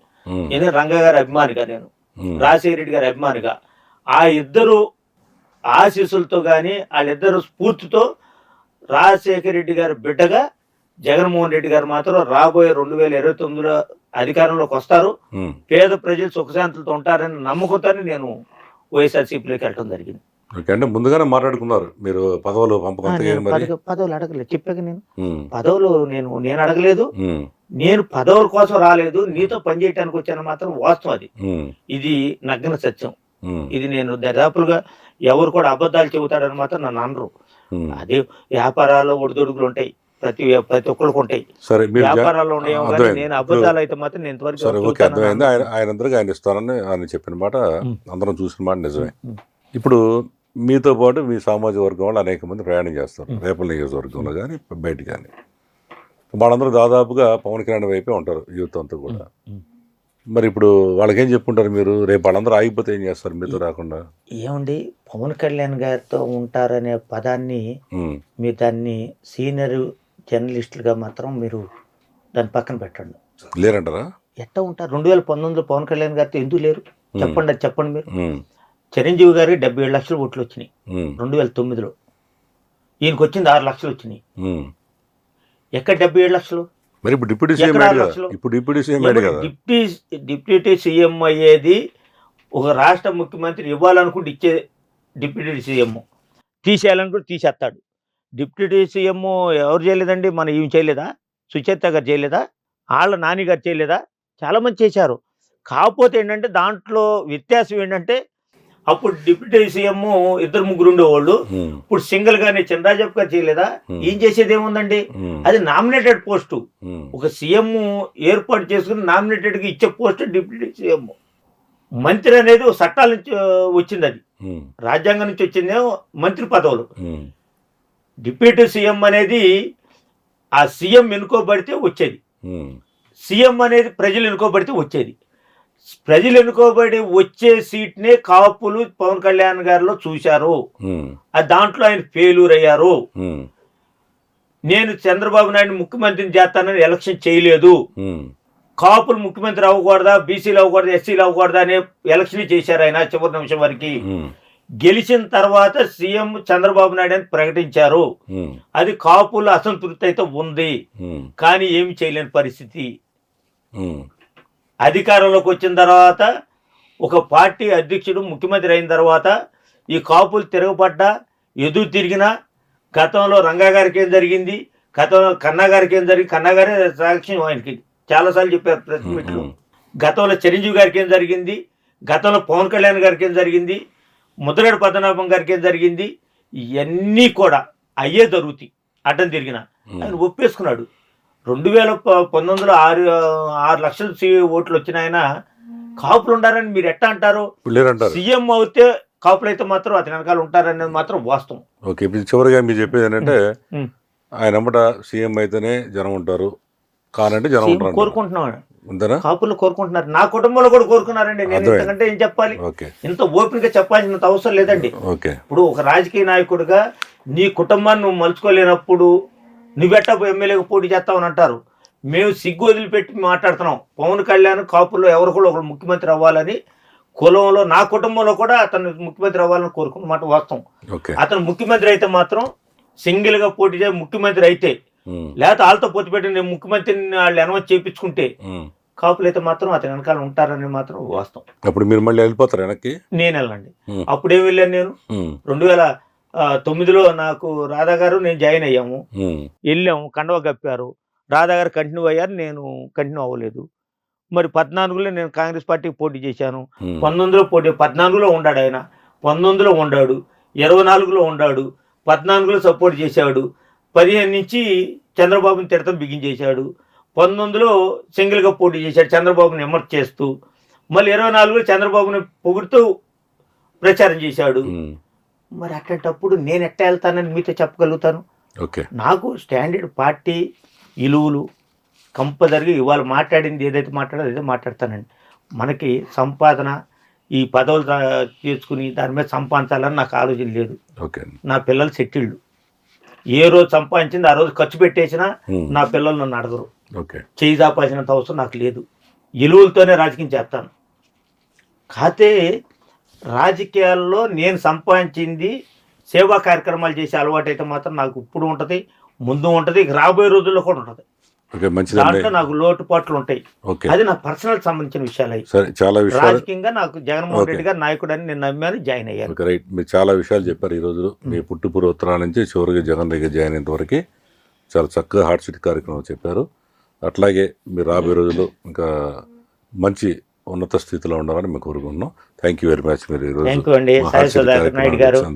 నెంబర్ 1 ఛానల్ ఈ రాష్ట్రంలోనే కాదు, తెలంగాణ రాష్ట్రం, తమిళనాడు, కర్ణాటక, కేరళ ఇట్లా అన్ని రాష్ట్రాల్లో అంచెలంచెలుగా ఎదగాలని నెంబర్ 1 ఛానల్ అనేది ఒక న్యాయం చేయాలని, అంటే ఎవరికైతే న్యాయం జరగదో వాళ్ళ పక్షానుండి పోరాటం చేసి న్యాయం జరిగేటట్టుగా, ఎవరైతే పని జరగట్లేదో వాళ్ళకి అండగా ఉండి పని జరిగే విధంగా వాళ్ళ పక్షాన్ని నిలబడాలని నెంబర్ 1 ఛానల్ నేను అభినందిస్తూ, విషయాలు చూసారు ఇంకా బలంగా ఇప్పుడు మనం చేస్తుంది మనం గొప్పగా చేస్తున్నాం అనుకోవచ్చు, ఇంకా ఎంతో చేయాల్సింది ఉంటుంది. ఆ చేయాల్సింది కూడా మీరు పూర్తి చేసి మంచి పేరు తెచ్చుకోవాలని నెంబర్ 1 ఛానల్ అనేది ఈ రాష్ట్రంలో, ఈ దేశంలోనే నెంబర్ 1 ఛానల్ అనేది ఒక నెంబర్ 1 గానే ఉండాలని చెప్పి మనస్ఫూర్తిగా నేను కోరుకుంటూ సెలవు తీసుకుంటాను. Okay, thank you very much Srinivas గారు. థ్యాంక్ యూ అండి. ఇది ఈరోజు మోపిదేవి శ్రీనివాస్తో హార్ట్ సీట్ కార్యక్రమం. తిరిగి వచ్చే వారం మరొక వ్యక్తితో కలుద్దాం. Thank you.